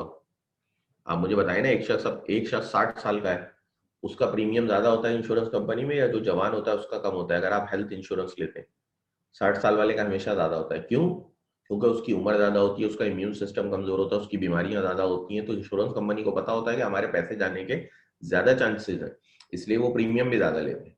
लेकिन एक शख्स जवान होता है तो उसका प्रीमियम कम लेते हैं, ठीक है। इसी तरह अगर आप पलट के रिवर्स में देखें, अगर आप कोई कंपनी इंश्योरेंस पॉलिसी जब लेती है तो उसमें जब मैटरनिटी डलवाती है, ठीक है, तो मैटरनिटी में हमेशा जो इंश्योरेंस कंपनी प्रीमियम चार्ज करती है वो यंगस्टर्स के ज्यादा करती है, जिनका एज ब्रैकेट 20 साल से 45 साल के दरमियान या 40 साल के दरमियान होगा, इनका प्रीमियम ज्यादा चार्ज करेगी बनिस्बत उसके जो 60 साल के ऊपर का, तो वो मेरे ख्याल से 700-800 रुपये प्रीमियम चार्ज करते हैं, ठीक है, या 50 साल से 55 साल का 1000 रुपये चार्ज करते हैं, इस तरह से चार्ज करते हैं। क्यों? क्योंकि उनको पता है कि कहाँ पे चांसेस ज्यादा है, ठीक है, कौन ये फैसिलिटी हमारी ज्यादा यूज करेगा, जब ज्यादा यूज करेगा तो लाजमी है हमारी तरफ से कैश का आउटफ्लो ज्यादा होगा और हमारी पेमेंट ज्यादा होगी। तो ये वजह होती है कि डिस्क्लोज करना है। अगर खुदा ना खास्ता किसी को लाइफ थ्रेट मिला हुआ है तो उसके लिए इंश्योरेंस कंपनी के ज्यादा चांसेस है मरने के उसके। वैसे तो जिंदगी मौत का किसी को नहीं पता, लेकिन अगर आप देखें तो ये ज्यादा चांसेस है। ठीक है, तो इसलिए अच्छा जी, एक साहब पूछते हैं सर आउट ऑफ कोर्स एक क्वेश्चन है कि अगर आंसर करना चाहें तो इंश्योरेंस बेसिकली सूद है, मतलब इंश्योरेंस कैसे सूद है? देखिए इसमें हम डिटेल में बात कर लेंगे कभी, आपको मैं समझा दूंगा कि इंश्योरेंस सूद है या नहीं है। ये तमाम चीजें, ये बड़ी एक डिटेल बहस है। ठीक है, वैसे तो फाइनेंशियल सेक्टर है, आपको पता है फाइनेंशियल सेक्टर में ये चीजें इन्वॉल्व होती हैं। ठीक है, लेकिन आपको पता है तकाफुल भी एक चीज है, तो इसमें बहुत सी चीजें निकल आती हैं। ठीक है जी। तो जब भी इंश्योरेंस कंपनी की भी हम बात करते हैं ना, तो जिसको लाइफ थ्रेट होगा उसका प्रीमियम ज्यादा होगा। अगर आप उसको चुप रह रहे हैं, नहीं बता रहे कि मुझे लाइफ थ्रेट था, उसने आपका प्रीमियम कम रखा है, क्योंकि आपके चांसेस ज्यादा है दूसरे से। ठीक है, contract of family settlements, family में जो विरासत वगैरह में प्रॉपर्टी मिलती है उसकी सेटलमेंट होती है। तो ये भी जरूरी होता है कि अगर किसी को जो भी प्रॉपर्टी पता है, क्योंकि बाद औकात अभी तो नहीं, पुराने दौरों में ऐसा होता था कि वालिद साहब जो होते थे वो हर बच्चे को बताते ही नहीं थे प्रॉपर्टी किधर है। अभी भी अगर इंडिया में आप राजस्थान की तरफ जाएंगे तो राजस्थान में यही सीन होता है कि वो सिर्फ एक ही बच्चे को प्रॉपर्टी बाप बता रहा होता है, बाकी किसी को बता ही नहीं रहा होता, इवन अपनी वाइफ को भी नहीं बता रहा होता। ठीक है, तो वहां पे अक्सर फैमिलीज में ऐसा ही होता है। तो ऐसी सूरत हाल में भी ये जरूरी होता है कि जब फैमिली सेटलमेंट हो, विरासत हो, तो फुल डिस्क्लोजर दिया जाए सारे बच्चों के सामने कि भाई ये टोटल प्रॉपर्टी थी। ऐसा नहीं है कि कुछ आपने अपने लिए साइड में कर लिया, नहीं, ये टोटल प्रॉपर्टी थी, फिर उसमें से होगा। तो फैमिली सेटलमेंट में भी खामोश रहने को कंस्ट्रक्टिव फ्रॉड कहते हैं हम। आपको जरूरी है बोलना इधर कि आपकी जिम्मेदारी आप बोलें और तमाम की तमाम प्रॉपर्टी जितनी भी है वो फुल्ली डिस्क्लोज करें। ठीक है जी, नेक्स्ट आ जाते हैं share allotment contracts. Promoters and directors, देखिए प्रोमोटर्स शायद मैंने पहले बताया नहीं बताया, ये वो लोग होते हैं जो कंपनी का आइडिया फॉर्म करते हैं और बाद में आगे जाके फिर ये कंपनी में भारी भारी पोजीशंस पे बैठ जाते हैं। आइडिया फॉर्म करते हैं और कंपनी को बना रहे होते हैं। तो promoters and directors who issue the prospectus of a company to invite the public to subscriber for shares and debentures possess information which is not available to general public, and as such they are required to disclose all information public and is regarding the company with a strict and scrupulous accuracy। ठीक है जी, कहते हैं कि आपकी जो companies होती हैं, ठीक है, वो प्रोस्पेक्टस इशू करती हैं। प्रोस्पेक्टस बेसिकली कहते हैं परचेज ऑफ शेयर्स के लिए आप इनविटेशन सेंड करते हैं। ठीक है, परचेज ऑफ शेयर्स के लिए आप इनविटेशन देते हैं जनरल पब्लिक को कि आए और परचेज कर लें हमारे शेयर, तो बेसिकली वो प्रोस्पेक्टस होता है। ठीक है, इनिशियल प्रोस्पेक्टस भी होता है, सब्सिक्वेंट भी होता है, क्योंकि मैं इजाफी बात बता रहा हूँ कि कंपनी नॉर्मली इनिशियली भी प्रोस्पेक्टस इशू करती है जब पहली बार शेयर इशू करती है, न्यूली फॉर्म हो रही होती है। फिर उसके बाद वक्तन फवक्तन जब उनको फील होता है कि हमें शेयर इशू करने चाहिए, हमें फंड्स की जरूरत है, इक्विटी की जरूरत है, तो वो शेयर इशू करते हैं, उसको हम सब्सिक्वेंट प्रोस्पेक्टस कहते हैं। ठीक है, इनिशियल पब्लिक ऑफर या सब्सिक्वेंट पब्लिक ऑफर। ठीक है, तो प्रोस्पेक्टस बेसिकली एक दावतनामा होता है, एक इनविटेशन होता है कि हमारी शेयर्स परचेज करें। तो वहां पे भी तमाम इंफॉर्मेशन डिस्क्लोज करना जरूरी होती है। यही बात लिखी हुई है, promoters and directors who issue the prospectus of a company to invite the public to subscribe for shares and debentures possess information which is not available to general public and as they are required to disclose। कह रहे हैं कि जो भी promoter और director होते हैं उनके पास ऐसी इंफॉर्मेशन होती है जो जनरल पब्लिक को नहीं होती। तो जब भी वो कोई प्रोस्पेक्टस इशू करेंगे तो जरूरी है कि वो तमाम इंफॉर्मेशन उसके साथ डिस्क्लोज करेंगे, इक्विटी वगैरह सारी चीजें, बैलेंस शीट, प्रॉफिट लॉस, जो भी है सब्सिक्वेंट में, फिर वो तमाम चीजें वो उसकी डिस्क्लोज करते हैं। तो जो भी इंफॉर्मेशन उनके पास अवेलेबल होती है वो उनको डिस्क्लोज करना जरूरी है। अगर वो खामोश रहते हैं तो दर हकीकत वो फ्रॉड करते हैं। एक क्वेश्चन देख लेते हैं, व्हाट इज डिबेंचर? डिबेंचर समझ लो बॉन्ड को ही कहते हैं। ठीक है, लाइबिलिटी होती है लॉन्ग टर्म लाइबिलिटी, मामूली सा फर्क है लेकिन एक ही समझ लो तुम, डिबेंचर एंड बॉन्ड्स। ठीक है, लॉन्ग टर्म लाइबिलिटी को कहते हैं। वैसे ये अकाउंटिंग का क्वेश्चन था, बहरहाल आप पढ़ेंगे issuance of shares and debentures में। अकाउंटिंग में आपका सेमेस्टर 1 में एक टॉपिक होगा issuance of shares and debenture का, वहां पे आपने ये चीज पढ़ी होगी कंपनी अकाउंट्स में।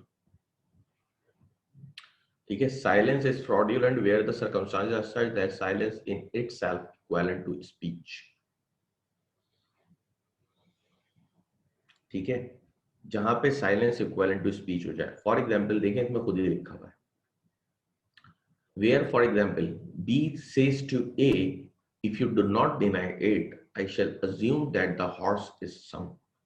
कह रहे हैं कि अगर तुम मना नहीं करोगे तो मैं समझूंगा कि तुम्हारा ये जो हॉर्स है ये बिल्कुल सही है, पागल नहीं है।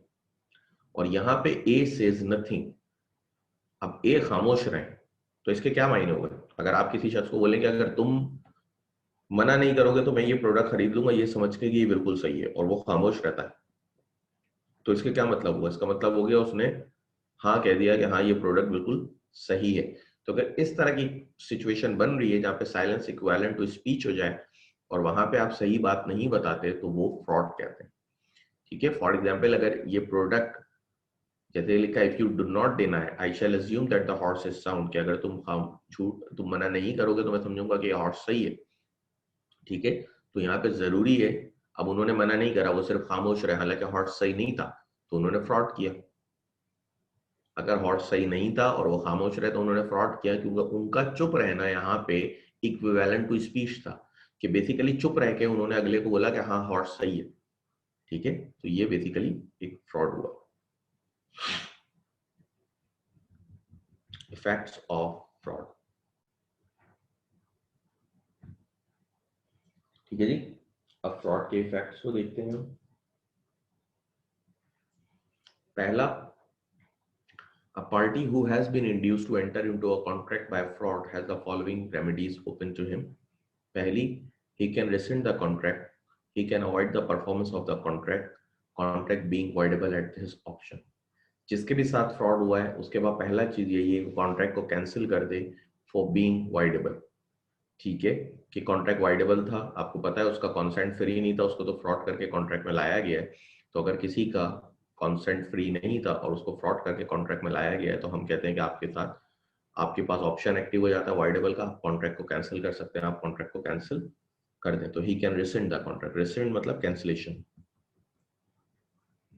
दूसरा, he can ask for restitution and state that the contract shall be performed and that shall be put in a position which he would have been if the representation made had been true। कह रहे हैं कि भाई वो ये भी कर सकता है कि रेस्टिट्यूशन करवा दे। ठीक है, वो कहे मुझे उसी पोजीशन में लाओ जिस पोजीशन में मैं होता अगर ये फ्रॉड तुमने मेरे साथ नहीं किया होता। फॉर एग्जाम्पल, अगर किसी शख्स ने आपको झूठ बोल के कोई प्रोडक्ट बेची, ठीक है, जैसे कि एक कार थी वो एक्सीडेंटल थी, ठीक है, एक्सीडेंटल थी और आपको किसी ने ये बोल के बेची कि नहीं ये बिल्कुल टिप टॉप है, तो लाजमी सी बात है एक्सीडेंटल कार आप उतने में नहीं खरीदते। वही रेमेडी जैसे कि हमने मिसरिप्रेजेंटेशन में पढ़ी थी। ठीक है, तो वो चीज यहाँ पे भी हो सकती है कि आप किसी को कहें कि ठीक है मैं कॉन्ट्रैक्ट को चला लूंगा लेकिन मुझे उसी पोजीशन में ले आओ जिस पोजीशन में मैं था पहले था। ठीक है, जिस पोजीशन में मैं होता अगर तुम मेरे साथ ये फ्रॉड नहीं करते। क्लियर? तीसरी रेमेडी है the aggrieved party can also sue for damages if any fraud is a civil wrong, hence compensation is payable for instance if the party suffers injury because of unsound words. ठीक है, तीसरी remedy क्या है देखें, ये उसके अंदर नहीं थी मिसरिप्रेजेंटेशन के अंदर, ये सिर्फ फ्रॉड में है।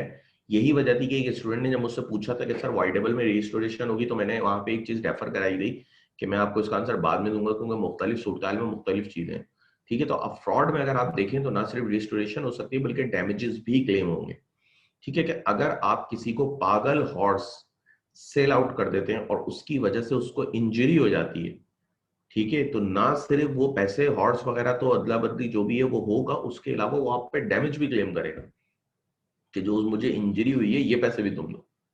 ठीक है, तो वो डैमेज भी क्लेम करेगा। ठीक है, इसी तरह अगर आपको कोई ना सिर्फ डैमेज क्लेम करेगा बल्कि वो जो हॉर्स लाने का ट्रांसपोर्टेशन वगैरह बाकी चीजें वो सारी चीजें भी वो क्लेम कर लेगा। वो तो डैमेज है ना, हॉर्स की कॉस्ट तो देगा देगा, वो सारी चीजें भी क्लेम करेगा, जो उसको खाना खिलाया होगा, ये करा होगा, वो करा होगा, सारी चीज। तो फ्रॉड में आपको ना सिर्फ कॉम्पनसेशन या रिस्टोरेशन होता है बल्कि डैमेज भी क्लेम हो जाता है। अगर आपके साथ कोई सिविल रॉन्ग हो गया तो डैमेज क्लेम होगा, क्योंकि जब भी फ्रॉड होता है तो अगले को नुकसान तो होता ही होता है। अब कुछ स्पेशल पॉइंट्स हैं फ्रॉड के हवाले से, इनको थोड़ा देख लें।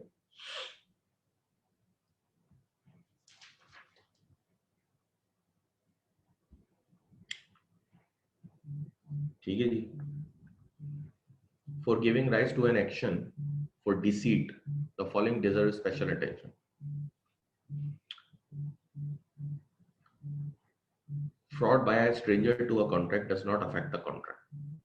It may be recalled the coercion by a stranger to a contract affects the contract. अगर कोई स्ट्रेंजर है कॉन्ट्रैक्ट से, देखिए फ्रॉड होता है तो दोनों पार्टियां एक दूसरे को करती हैं ना, लेकिन कहीं कोई स्ट्रेंजर है वो दूसरी चीज कर रहा है, कुछ भी कर रहा है, तो उसको हम फ्रॉड नहीं कहते, उसको हम कोवर्जन कहते हैं। कोवर्जन में है कि स्ट्रेंजर जो है वो कर सकता है, वो किसी को धमका रहा है, कुछ भी कर रहा है, ठीक है। फ्रॉड में ऐसा नहीं होता, फ्रॉड हमेशा कॉन्ट्रेक्चुअल पार्टीज ही करती है, ठीक है। वरना अगर कोई थर्ड पार्टी है तो फिर उसको हम, स्ट्रेंजर है तो उसको हम कोवर्जन कहते हैं। दूसरा, fraudulent representation must have been instrumental in inducing the other party to enter into contract, but for this the aggrieved party would not have entered into the contract. जो भी आप फ्रॉड रिप्रेजेंटेशन देंगे, जैसे कि आपने अपनी लैंड की representation दी थी, वो क्या दी थी कि भाई ये लैंड 35,000 kg वीट प्रोड्यूस करती है, कोई भी चीज आप फ्रॉडुलेंटली कह रहे हैं, वो चीज इंड्यूस करनी चाहिए आपको कॉन्ट्रैक्ट में लाने के लिए, लेकिन सिर्फ उसी चीज के लिए इंसान कॉन्ट्रैक्ट में ना आए, ठीक है। वो चीज आपको सिर्फ इंड्यूस करने के लिए हो। फ्रॉड होता है बेसिकली इंड्यूस्ड करने के लिए कि अगला कॉन्ट्रैक्ट में आ जाए, लेकिन कभी भी पूरा जो कॉन्ट्रैक्ट है, but for this the agreed party would not, सिर्फ उस काम के लिए एग्रीड पार्टी कॉन्ट्रैक्ट में एंटर नहीं होती। बेसिकली आप आए किस लिए थे? आप तो लैंड परचेज करने के लिए आए थे, ठीक है।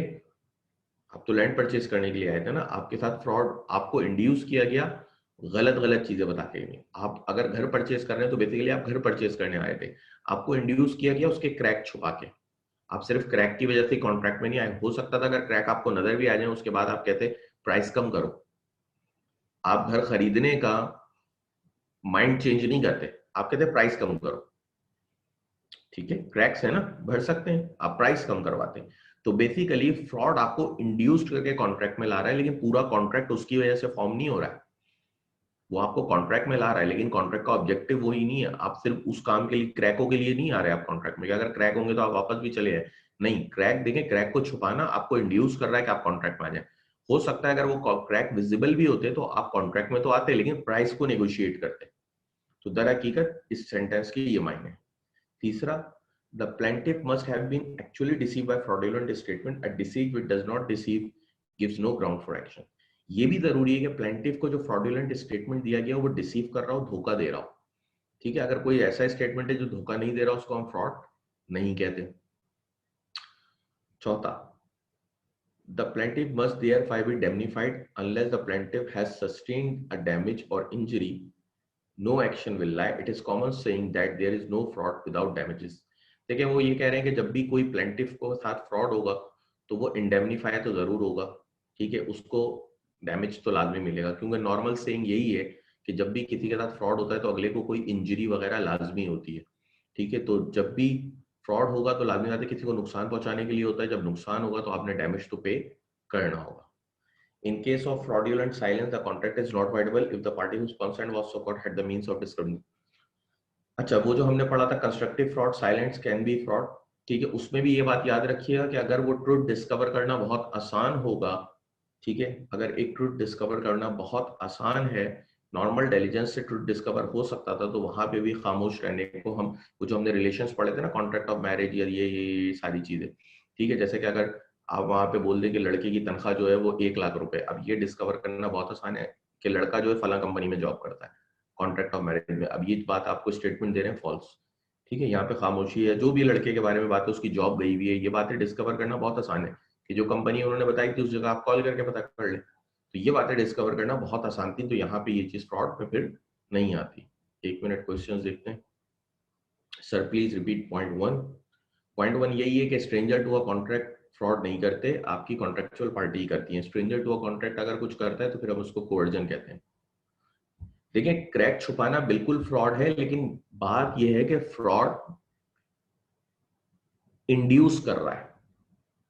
अगर देखो ना, एक घर में क्रैक पड़े तो और उसको कोई छुपा रहा है, तो बेसिकली वो तुम्हें इंड्यूस कर रहा है कि तुम कॉन्ट्रैक्ट की तरफ आओ, मेरी प्रोडक्ट खरीदो, ठीक है। लेकिन अगर वो क्रैक विजिबल होते तो शायद तुम उसके बाद भी वो प्रोडक्ट खरीद लेते, लेकिन शर्त ये कि जो प्राइस बिना क्रैक वाली के दे रहे थे, वो क्रैक वाली के नहीं देते, तुम प्राइस में नेगोशिएट करते।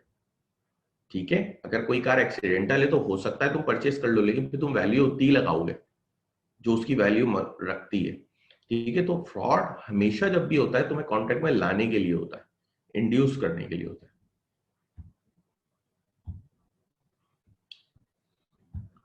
ठीक है जनाब। अच्छा, इसके बाद है distinction between fraud and misrepresentation. ये तमाम वही बातें जो आपको पढ़ाई गई हैं, उन्हीं को कॉलम बना के लिखा हुआ है, तो ये आप लोग देख लीजिएगा। जैसे कि वहां पे एक फॉल्स स्टेटमेंट नहीं है, वो इंटेंशन टू डिसीव है, वो विदाउट इंटेंशन टू डिसीव है। वहां पे डैमेज नहीं होते हैं, यहाँ पे डैमेज होते हैं। ठीक है, तो ये तमाम चीजें। अब यहाँ आ जाए loss of right of decision. ठीक है, कि कब कब आप अपना loss of right of decision कर देते हैं, कि कब कब आप अपना जो डिसीजन का राइट है, जो कैंसिलेशन का राइट है, वो खो देते हैं। इसको हम देखते हैं। तो इसमें पहला है affirmation. We have observed earlier the contract brought about by coercion and influence, misrepresentation or fraud is voidable at the option of the party whose concern was so caused. He has the option either to rescind the contract or to affirm, but if the right of rescission is lost in the, कह रहे कि जब भी किसी के साथ voidable कोई contract होता है तो उसमें हमारे पास पता होता है कि हम या तो उसको अफर्म कर सकते हैं या रिसेंट कर सकते हैं। लेकिन कब कब इन सूरत हाल में जो केसेस नीचे लिखे हैं, फिर आप रिसिशन का राइट खो देते हैं, आप कॉन्ट्रैक्ट को कैंसिल नहीं कर सकते। जैसे कि इंजरी किसी भी चीज की हो सकती है, money loss is also injury. जी बिल्कुल, इंजरी किसी भी चीज की हो सकती है। ठीक है जी। Affirmation, if after becoming aware of his right to rescind, the aggrieved party affirms the transaction either by express word or by an act which shows an intention to affirm it, the right of rescission is lost. ठीक है जी। जैसे कि अगर aggrieve party को पता भी चल जाए कि उसके साथ कुछ ना कुछ हो गया, वाइडेबल था, लेकिन उसके बाद वो कॉन्ट्रैक्ट को एग्री कर ले, या तो एक्सप्रेस वर्ड से कर ले या कोई ऐसा एक्ट कर दे जिसकी वजह से कॉन्ट्रैक्ट आपको लगे कि एग्री हो गया। फॉर एग्जांपल, किसी ने फ्रॉड वगैरह करके आपको खराब प्रोडक्ट बेची, आपको पता भी चल गया, लेकिन आपने क्या करा, उसको मुंह से नहीं बोला, आपने उन प्रोडक्ट को आगे सेल आउट करना शुरू कर दिया, या आपने एक ऐसा एक्ट करा जिसकी वजह से पता चल रहा है कि आप कॉन्ट्रैक्ट से राजी हो गए, तो यहाँ पे भी आप कैंसिलेशन का राइट खो देते हैं। ठीक है, और अगर आप खुद से एग्री कर लें मुंह से एक्सप्रेस वर्ड से, तो फिर तो बात ही अलग है। ठीक है, तो जब भी आप इकरार कर लेंगे, अफर्मेशन कर लेंगे, तो कॉन्ट्रैक्ट का राइट खो देते हैं। जब भी वाइडेबल कॉन्ट्रैक्ट होता है, आप दो काम कर सकते हैं, या तो अफर्म करें या रिसेंट करें। अगर आपने अफर्म कर लिया तो फिर आप रिसिशन का राइट खो देते हैं, आप उसको कैंसिल नहीं कर सकते। अगला, restitution not possible. If the party seeking rescission is not in a position to restore the benefits he may obtain under the contract.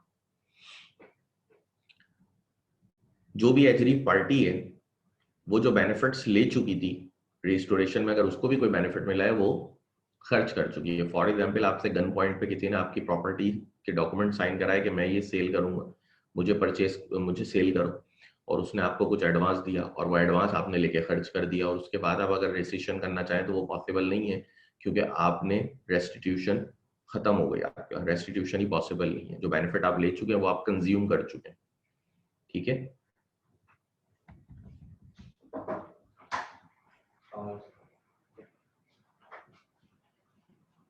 ठीक है जी। फिर उसके बाद है लैप्स ऑफ टाइम। एक मिनट, सवाल आया है सर, 2 बता दें। 2 है, अच्छा 2 ही बता दें सबको, मैं बताता हूँ, एक मिनट। 2 है रेस्टिट्यूशन नॉट पॉसिबल, कि जो बेनिफिट भी एजरीफ पार्टी, देखो फ्रॉड जब होता है तो एजरीफ पार्टी जाएगी ना वाइडेबल करने कॉन्ट्रैक्ट। फ्रॉड हो या कुछ भी चीज हो, भले वो कोर्जन हुआ, उसके साथ एंटी इन्फ्लुएंस हुआ, कुछ भी हुआ, लेकिन एजरीफ पार्टी जाएगी ना। अगर एजरीफ पार्टी, अब लाजमी बात है, उसको भी कोई बेनिफिट अगर मिला है, फॉर एग्जाम्पल अगर आपने कोई उसमें बेनिफिट लिया था, ठीक है, जैसे कि आपने एडवांस ले लिया था, आपके साथ एंटी इन्फ्लुएंस हुआ, आप अपना मोबाइल सेल कर रहे थे अपने बॉस को, और आपके बॉस ने आपको पैसे दे दिए, तो और वो पैसे आप कंज्यूम कर चुके हैं, तो अब रेस्टिट्यूशन मुमकिन नहीं है, क्योंकि आप पैसे वापस नहीं दे सकते, आप तो कंज्यूम कर चुके हैं। तो अगर रेस्टिट्यूशन कंज्यूम हो, देखें, अगर आप उधार लेके वापस कर दें वो अलग बात है, फिर तो मुमकिन है ना रेस्टिट्यूशन, लेकिन आप पेमेंट वापस करने की ही इस्तेताद नहीं रखते, क्योंकि आप कंज्यूम कर चुके हैं। अब आप मजीद इस्तेताद नहीं रखते, तो फिर तो जब उसके बेनिफिट ही आप रीस्टोर नहीं करा सकते, तो फिर रेस्टिट्यूशन ही मुमकिन नहीं है। तो रेस्टिट्यूशन मुमकिन नहीं है तो रेस्टिट्यूशन भी खत्म हो गया, आपका राइट ही खत्म हो गया।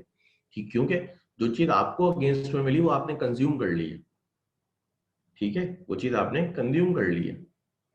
तो ये चीज lapse of time, it may be treated as evidence of affirmation where the party misled fails to exercise his right promptly or discovering the representation to be into or becoming aware of fraud or coercion. अगर आप बहुत ज्यादा delay कर दें truth discover करने में, आपके साथ कुछ गलत हुआ है, ट्रूथ डिस्कवर करने में बहुत ज्यादा डिले कर दें या कोई भी ऐसी चीज कर दें, ठीक है, आपको पता चलने में बहुत देर हो जाए, टाइम लैप्स हो जाए, बहुत डिले हो जाए, तो भी रेसिशन पॉसिबल नहीं होता, कैंसिलेशन नहीं होता। ये आपने एक रीजनेबल टाइम के अंदर अंदर करना होता है। अगर बहुत ज्यादा टाइम पास हो चुका है तो फिर तो आप नहीं कर सकते ना। क्या आप 1 साल बाद जा रहे हैं जी मेरे साथ अनड्यू इन्फ्लुएंस करके मेरे बॉस ने मेरा मोबाइल खरीदा था, तो अब तो रेसिशन मुमकिन ही नहीं है, कैंसिलेशन मुमकिन नहीं है। Right of third party, right of third party create हो जाए। फॉर एग्जाम्पल, मैंने आपके साथ धोखा करके आपकी घड़ी खरीद ली, आपको जाली नोट देके आपकी घड़ी खरीदी और फौरन लाके वो घड़ी जो है वो अपने दो मिस्टर सी को सेल आउट कर दी। अब क्या है, मैंने थर्ड पार्टी का राइट क्रिएट करा दिया घड़ी के ऊपर, तो अब रेसिशन तो नहीं हो सकती। हाँ, मेरे ऊपर आप दूसरा केस कर दें डैमेज वगैरह का, वो एक अलग बात है, ठीक है, लेकिन रेसिशन मुमकिन नहीं है अब। ठीक है, कॉन्ट्रैक्ट आप, वो तो कॉन्ट्रैक्ट हो गया परफॉर्म, क्योंकि मैंने उस पर थर्ड पार्टी का राइट क्रिएट करा दिया। अच्छा, इसमें यह भी जरूरी है कि जो थर्ड पार्टी है उसकी इंटेंशन बोनाफाइड हो, उसकी मेलाफाइड इंटेंशन ना, उसकी बोनाफाइड हो विद गुड इंटेंशन। उसको हमारी डील के बारे में ना पता हो कि मैं आपको जाली नोट देके घड़ी लेकर आया था, ठीक है, उसको ये बात ना पता हो, वो बोनाफाइड तौर पे घड़ी मुझसे खरीदेगा। ठीक है जी, तो यहाँ पे आप रेसिशन का राइट फिर खो देते हैं। अच्छा जी, क्वेश्चन देखते हैं। एग्जाम्पल ऑफ फोर्थ दी तो एग्जाम्पल कि मैंने आपसे आपकी घड़ी जो है वो परचेज कर ली और आपको जाली नोट पकड़ा दिए, और मैं लेके आपसे घड़ी निकला और रास्ते में मैंने एक थर्ड पार्टी को वो घड़ी सेल आउट कर दी। तो इसका मतलब है थर्ड पार्टी का राइट उस चीज पे क्रिएट करा दिया मैंने सब्जेक्ट मैटर के ऊपर। तो फिर आप रेसिशन का राइट खो देते हैं, कैंसलेशन नहीं हो सकती कॉन्ट्रैक्ट की। ठीक है, आप मुझ पे बाद में डैमेज वगैरह क्लेम करें वो एक अलग चीज है, लेकिन रिस्टोरेशन वगैरह आपको वो घड़ी वापस नहीं मिलेगी, क्योंकि कैंसलेशन नहीं होगी कॉन्ट्रैक्ट की। ठीक है, वो राइट आपने खो दिया। मिस्टेक पे आ जाते हैं। देखिए जी, मिस्टेक जो है एररनेस बिलीफ कंसर्निंग समथिंग, किसी भी चीज पे एक एररनेस बिलीफ रखना, किसी भी चीज के ऊपर एक एररनेस बिलीफ रखने को हम मिस्टेक कहते हैं, कि गलती से किसी भी चीज पे आपने यकीन रखा हुआ है, ठीक है, गलत यकीन रखा हुआ है, तो हम इसको मिस्टेक कहते हैं। वैसे अभी पीछे से किसी को कुछ पूछना है सवाल वगैरह, अगर नहीं पूछना तो मैं मिस्टेक स्टार्ट कर देता हूँ।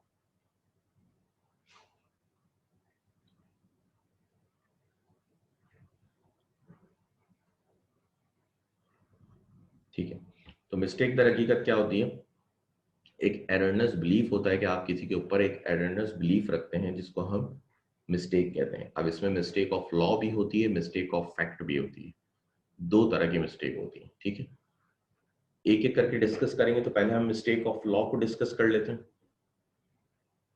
अच्छा, मिस्टेक ऑफ लॉ में भी अब जब आप जाते हैं कि कानून की मिस्टेक,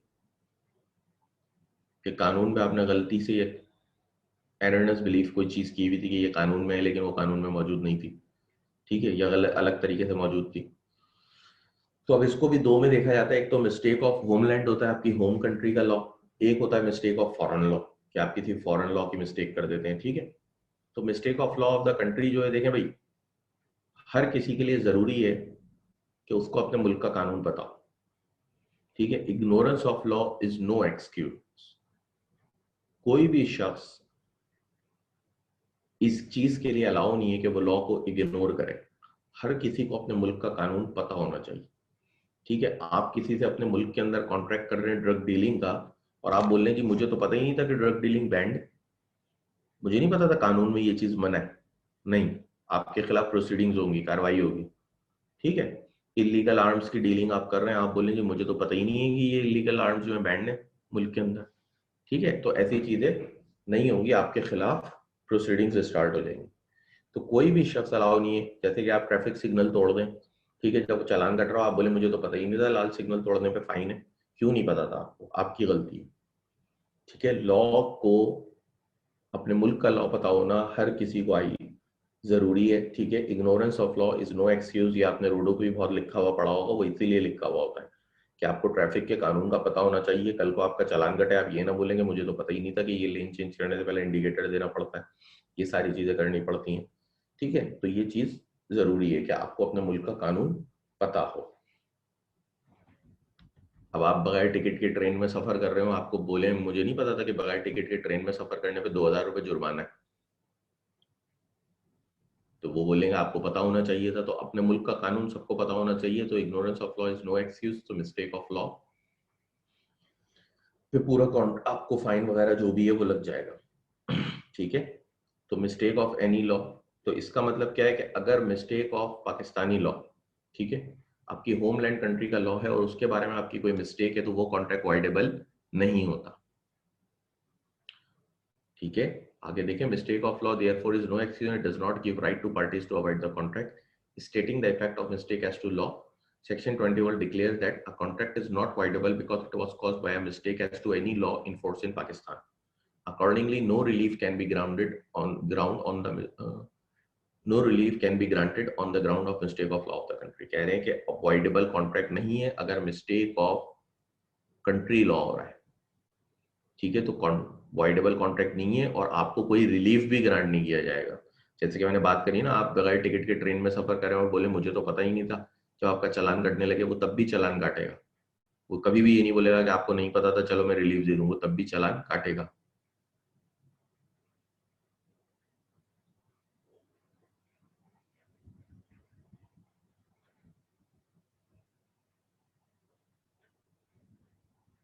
ठीक है जी, आगे आए मिस्टेक ऑफ फॉरेन लॉ। देखिए, मिस्टेक ऑफ फॉरेन लॉ को हम बिल्कुल वैसे ही सेम फुटिंग पे लेते हैं जैसे कि मिस्टेक ऑफ फैक्ट को लेते हैं। ठीक है, मिस्टेक ऑफ फॉरेन लॉ को अभी डेफर करते हैं, हम पहले मिस्टेक ऑफ फैक्ट पढ़ लेंगे। मिस्टेक ऑफ फैक्ट पढ़ने के बाद दोबारा से हम मिस्टेक ऑफ फॉरेन लॉ और मिस्टेक ऑफ पाकिस्तानी लॉ दोनों चीजों को दोबारा से देखते हैं आगे। ठीक है, पहले हम वो पढ़ के आ जाते हैं। अच्छा जी, मिस्टेक ऑफ फैक्ट में है। मिस्टेक ऑफ फैक्ट भी दो तरह की होती है, एक बायलैटरल होती है, एक यूनिलैटरल होती है। एक तो दोनों ही बंदे मिस्टेक पे थे, एक ही होता है कि आप खुद से ही जबरदस्ती मिस्टेक पे थे, यूनिलैटरल मिस्टेक करी हुई थी आपने। बायलैटरल मिस्टेक मैंने पहले भी बताया था, जब भी होती है तो कॉन्ट्रैक्ट वाइड एब इन इशू होता है, where the parties to an agreement misunderstood each other at a cross purpose, there is a bilateral mistake. ठीक है, क्योंकि जब भी देखें बायलैटरल मिस्टेक होगी तो कंसेंसस एड इडम होगा ही नहीं। दोनों लोगों ने बिल्कुल अलग अलग तरीके से कॉन्ट्रैक्ट को समझा, कॉन्ट्रैक्ट को किया, तो यहाँ पे एक ऑफर एक्सेप्टेंस वाला सीन हो ही नहीं रहा, प्रॉपर करस्पॉन्डेंस ही नहीं हो रही सारी चीजों की। तो बायलैटरल मिस्टेक तो हमेशा वाइड एब इनिशियो है, ये कॉन्ट्रैक्ट तो वाइड एब इनिशियो हो जाता है। ठीक है, अगर आप बायलैटरल मिस्टेक कर रहे हैं, अगर बायलैटरल मिस्टेक है तो इसका मतलब तो ये है कि कभी आप दोनों के बीच में कोई कॉन्ट्रैक्ट हुआ ही नहीं था, क्योंकि जिस चीज पे आप कॉन्ट्रैक्ट कर रहे थे उस पर आप दोनों ही गलती पे थे। जब ऑब्जेक्ट पे ही आप दोनों गलती पे थे तो कॉन्ट्रैक्ट तो कभी बना ही नहीं, तो इसलिए ये कॉन्ट्रैक्ट तो शुरू से ही वाइड एब इनिशियो होता है। ठीक है, अब बात करते हैं, इस पे आया जरा, वेयर लास्ट लाइन पे ना, where both the parties to an agreement are under a mistake as to a matter of fact essential to the agreement is void. Thus, for declaring an agreement void ab initio under this section, the following three conditions must be fulfilled.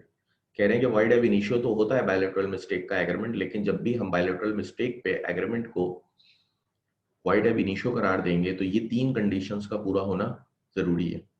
पहली पढ़े, both the parties must be under mistake. The mistake must be mutual. Both the parties should misunderstand each other so as to nullify the consent. दोनों parties का mistake पे होना जरूरी है।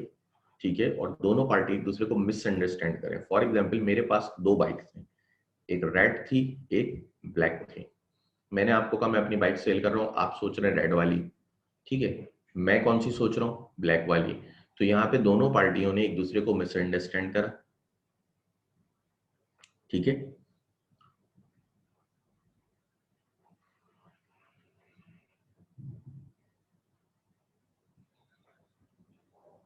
ठीक है जी, दोनों पार्टियों ने एक दूसरे को मिसअंडरस्टैंड किया और ये एक बायलैटरल मिस्टेक हुई कि दोनों ने एक दूसरे कॉन्सेंट को नलिफाई कर दिया। तो ये एक कंडीशन पूरी हो रही है कि दोनों पार्टीज का मिस्टेक पे होना जरूरी है, म्यूचुअल दोनों एक दूसरे को मिसअंडरस्टैंड करें। अच्छा, दूसरा point, mistake must relate to some fact and not to judgement और ओपिनियन। अच्छा, मिस्टेक ये भी है कि एक फैक्ट से लिंक होनी चाहिए, ऐसा ना हो कि आपकी अपनी जजमेंट या ओपिनियन हो। जैसे कि an erroneous option as to the value of the thing which form the subject matter of the agreement is not to be deemed a mistake as to a matter of fact. जैसे कि for example एक bike है, एक mister A आपको bike cell कर रहे हैं ये सोचते हुए कि यार ये 40,000 की बाइक है और मैं 50,000 की सेल कर रहा हूँ, ठीक है। और दूसरे साहब जो हैं, आप जो हैं, आप ये सोचते हुए उसको खरीद रहे हैं कि आप 70,000 की चीज 50,000 में खरीद रहे हैं, ठीक है। तो ये जो है वैल्यू से लिंक है, ये आप लोगों के अपनी जजमेंट और ओपिनियन है, ये फैक्ट नहीं है।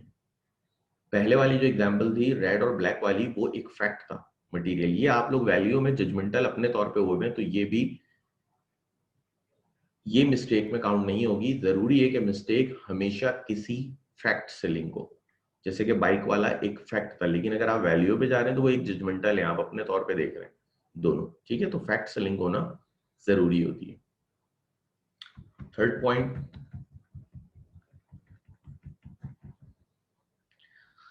the fact must be essential to the agreement. The fact must be such which goes to the very root of the agreement.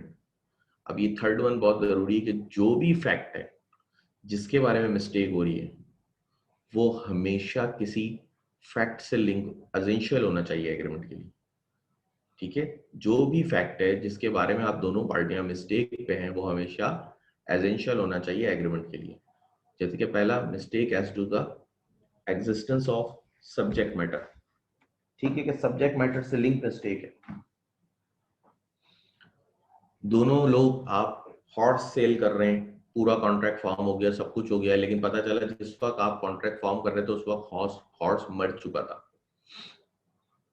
इसका मतलब है आपका सब्जेक्ट मैटर था ही नहीं, उसके बारे में आप मिस्टेक कर रहे थे।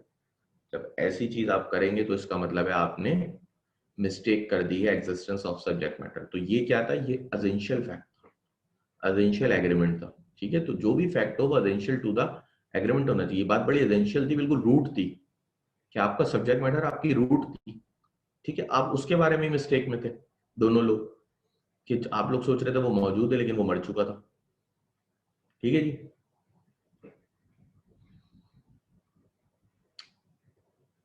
इसी तरह से mistake as to the identity of subject matter, वही एग्जांपल दी मैंने कि सब्जेक्ट मैटर की आइडेंटिटी, उसके बारे में मिस्टेक होनी चाहिए। आपके पास दो बाइक थी, एक रेड थी एक ब्लैक थी। मिस्टर ए सोच रहे थे कि आप जो है उन्हें रेड वाली सेल आउट कर रहे हैं, आप सोच रहे थे मैं तो ब्लैक वाली सेल आउट करूंगा। तो यहाँ पे आइडेंटिटी का मसला था सब्जेक्ट मैटर की, ठीक है। तो जब सब्जेक्ट मैटर की आइडेंटिटी का मसला है तो भी कंसेंसस एडिडम नहीं हुआ, same thing in same sense में नहीं हुई, ये भी रूट है। तो यहाँ पे भी आप दोनों बायलैटरल मिस्टेक के ऊपर थे।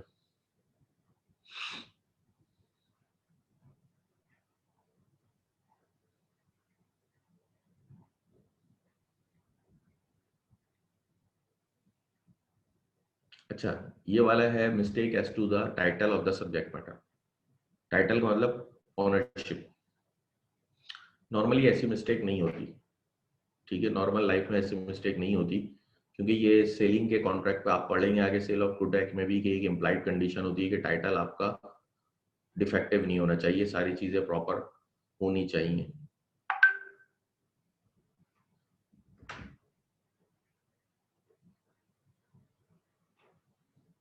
ठीक है जी।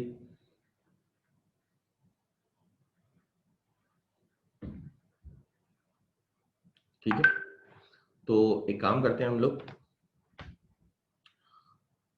अच्छा जी, ये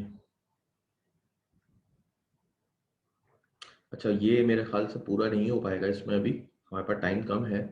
तो अगर आप लोगों को कुछ पूछना है तो पीछे से पूछ लें, ठीक है, क्योंकि हमारे पास टाइम भी कम है, ये कंप्लीट नहीं हो पाएगा और ये वाली हेडिंग थोड़ा समझाने में टाइम भी लगेगा, ठीक है। फिर भी मैं इस पे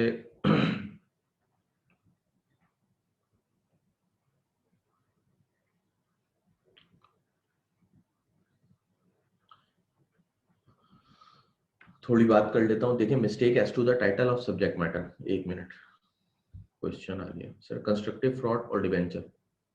देखो भाई, डिवेंचर क्या है? लॉन्ग टर्म लाइबिलिटी, ठीक है। कंस्ट्रक्टिव फ्रॉड कहते हैं कैन साइलेंस बी फ्रॉडुलेंट, कि जब भी साइलेंस फ्रॉडुलेंट होगा, साइलेंस खामोश रहना फ्रॉड होगा, तो उसको हम कहते हैं कि ये कंस्ट्रक्टिव फ्रॉड है, ठीक है। कौन सी सिचुएशन है जिनमें साइलेंस खामोश रहना फ्रॉड होता है, वो मैंने आपको बारी बारी सारी बताई है। फैमिली सेटलमेंट, मैरिज एग्रीमेंट, वो सारी बताई है।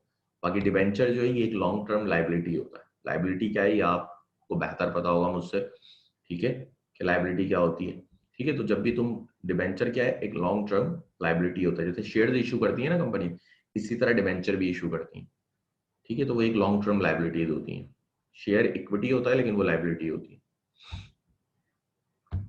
ठीक है जनाब। देखिए जी, नॉर्मली टाइटल ऑफ,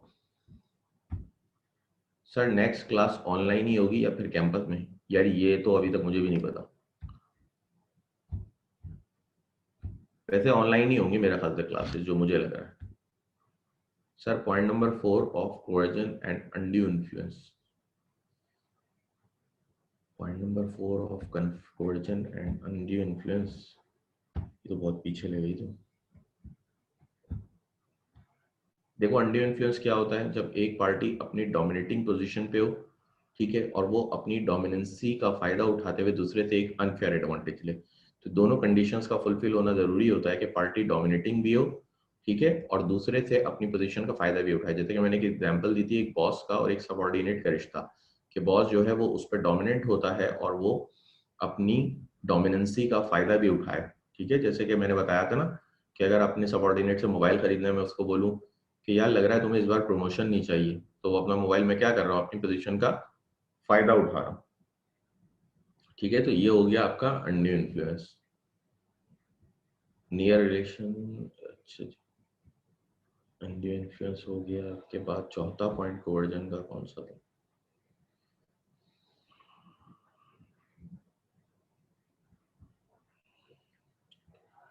चौथा, नहीं इसमें तो पॉइंट ही 3 है भाई। कौन सा चौथा पॉइंट ले आई तुम कोवर्जन का बेटा? इसमें तो पॉइंट ही 3 थे। थर्ड पॉइंट अगर पूछ रहे हो तो बता देता हूँ कि जरूरी नहीं है कि जहाँ पे भी कोवर्जन हुआ है वहाँ पे पाकिस्तानी लॉ अप्लाई हो, पाकिस्तान पीनल कोड अप्लाई होता हो ना होता हो, लेकिन अगर सूट पाकिस्तान के अंदर फाइल हो गया, फिर वहाँ पे आपको प्रूफ करना पड़ेगा कोवर्जन, और वो बिल्कुल एप्लीकेबल है, आप कॉन्ट्रैक्ट को अवॉइड कर सकते हैं।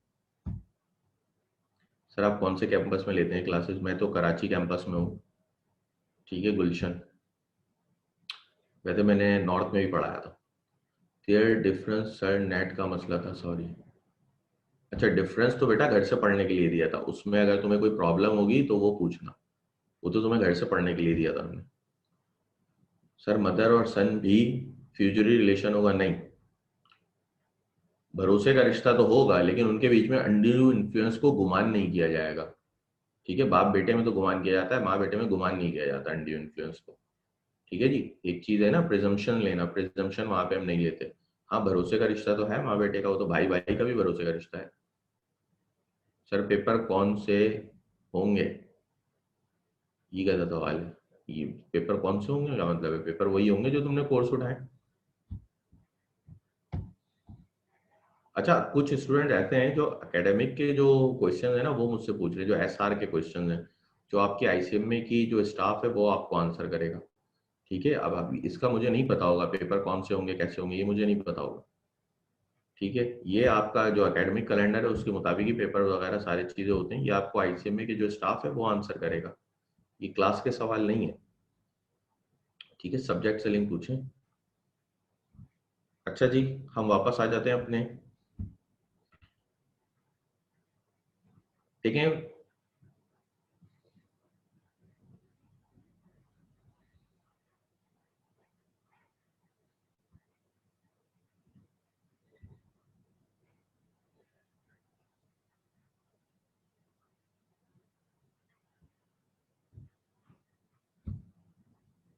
सर आप नॉर्थ कैंपस में क्लास ले लें?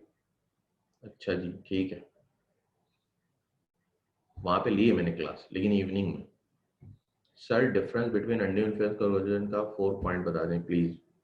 अच्छा, इसको देख लेता हूँ। अच्छा, ये जिस स्टूडेंट ने पूछा है वो थोड़ा वाकई में पढ़ते भी हैं। Fourth point, the influence of coercion.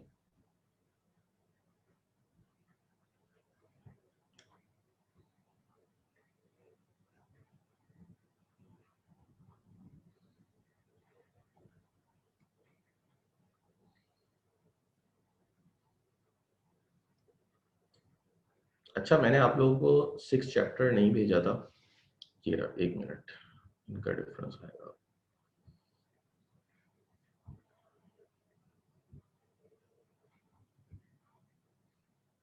कहाँ चला गया इनका डिफरेंस? ठीक है।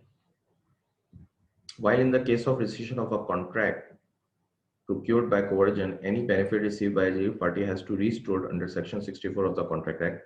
In the case of rescission of a contract procured by undue influence, the court had discretion to direct the aggrieved party for restoring the benefit, whether in whole or in part, or set aside the contract without any direction of refund of benefit. देखिए, वो कह रहे हैं कि अगर rescission करते हैं coercion के केस में, तो कोवर्जन में क्या है कि आप एग्रीव पार्टी जो है उसको बेनिफिट रीस्टोर करना पड़ेगा। जो भी एग्रीव पार्टी होगी उसने अगर कोई बेनिफिट लिया होगा तो वो रीस्टोर करेगी। लेकिन in case of rescission of a contract procured by undue influence, the court has discretion. अब यहाँ पे कोर्ट के फैसले पे होगा कि कोर्ट चाहे तो रिफंड कराएगा एग्रीव पार्टी का बेनिफिट, चाहे तो वो कोई पार्टली रिफंड करा दे, या चाहे तो वो रिफंड ही ना कराए। ये डिस्क्रिशन ऑफ कोर्ट होगा। ठीक है, तो अनड्यू इन्फ्लुएंस में डिस्क्रिशन ऑफ कोर्ट है रिफंड, कि जितना कोर्ट बोलेगा, जैसे बोलेगा वैसे करना है। लेकिन कोवर्जन में आपने हर हालत में एग्रीव पार्टी ने रिफंड करना है, बेनिफिट रिस्टोर करना है।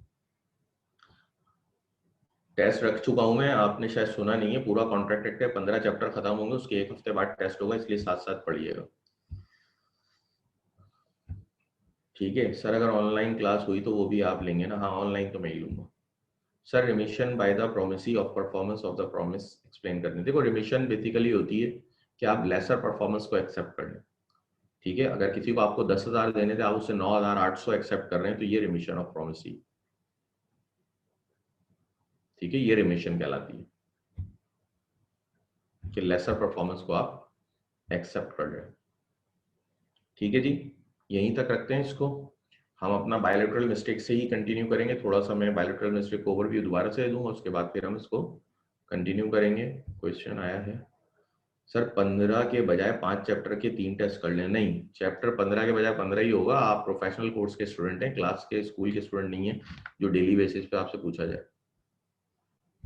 फिजिकल बेटा तुम अब कराची में होगे तो मैं लूंगा ना, पता नहीं तुम लाहौर के हो, इस्लामाबाद के हो, कहाँ के स्टूडेंट हो।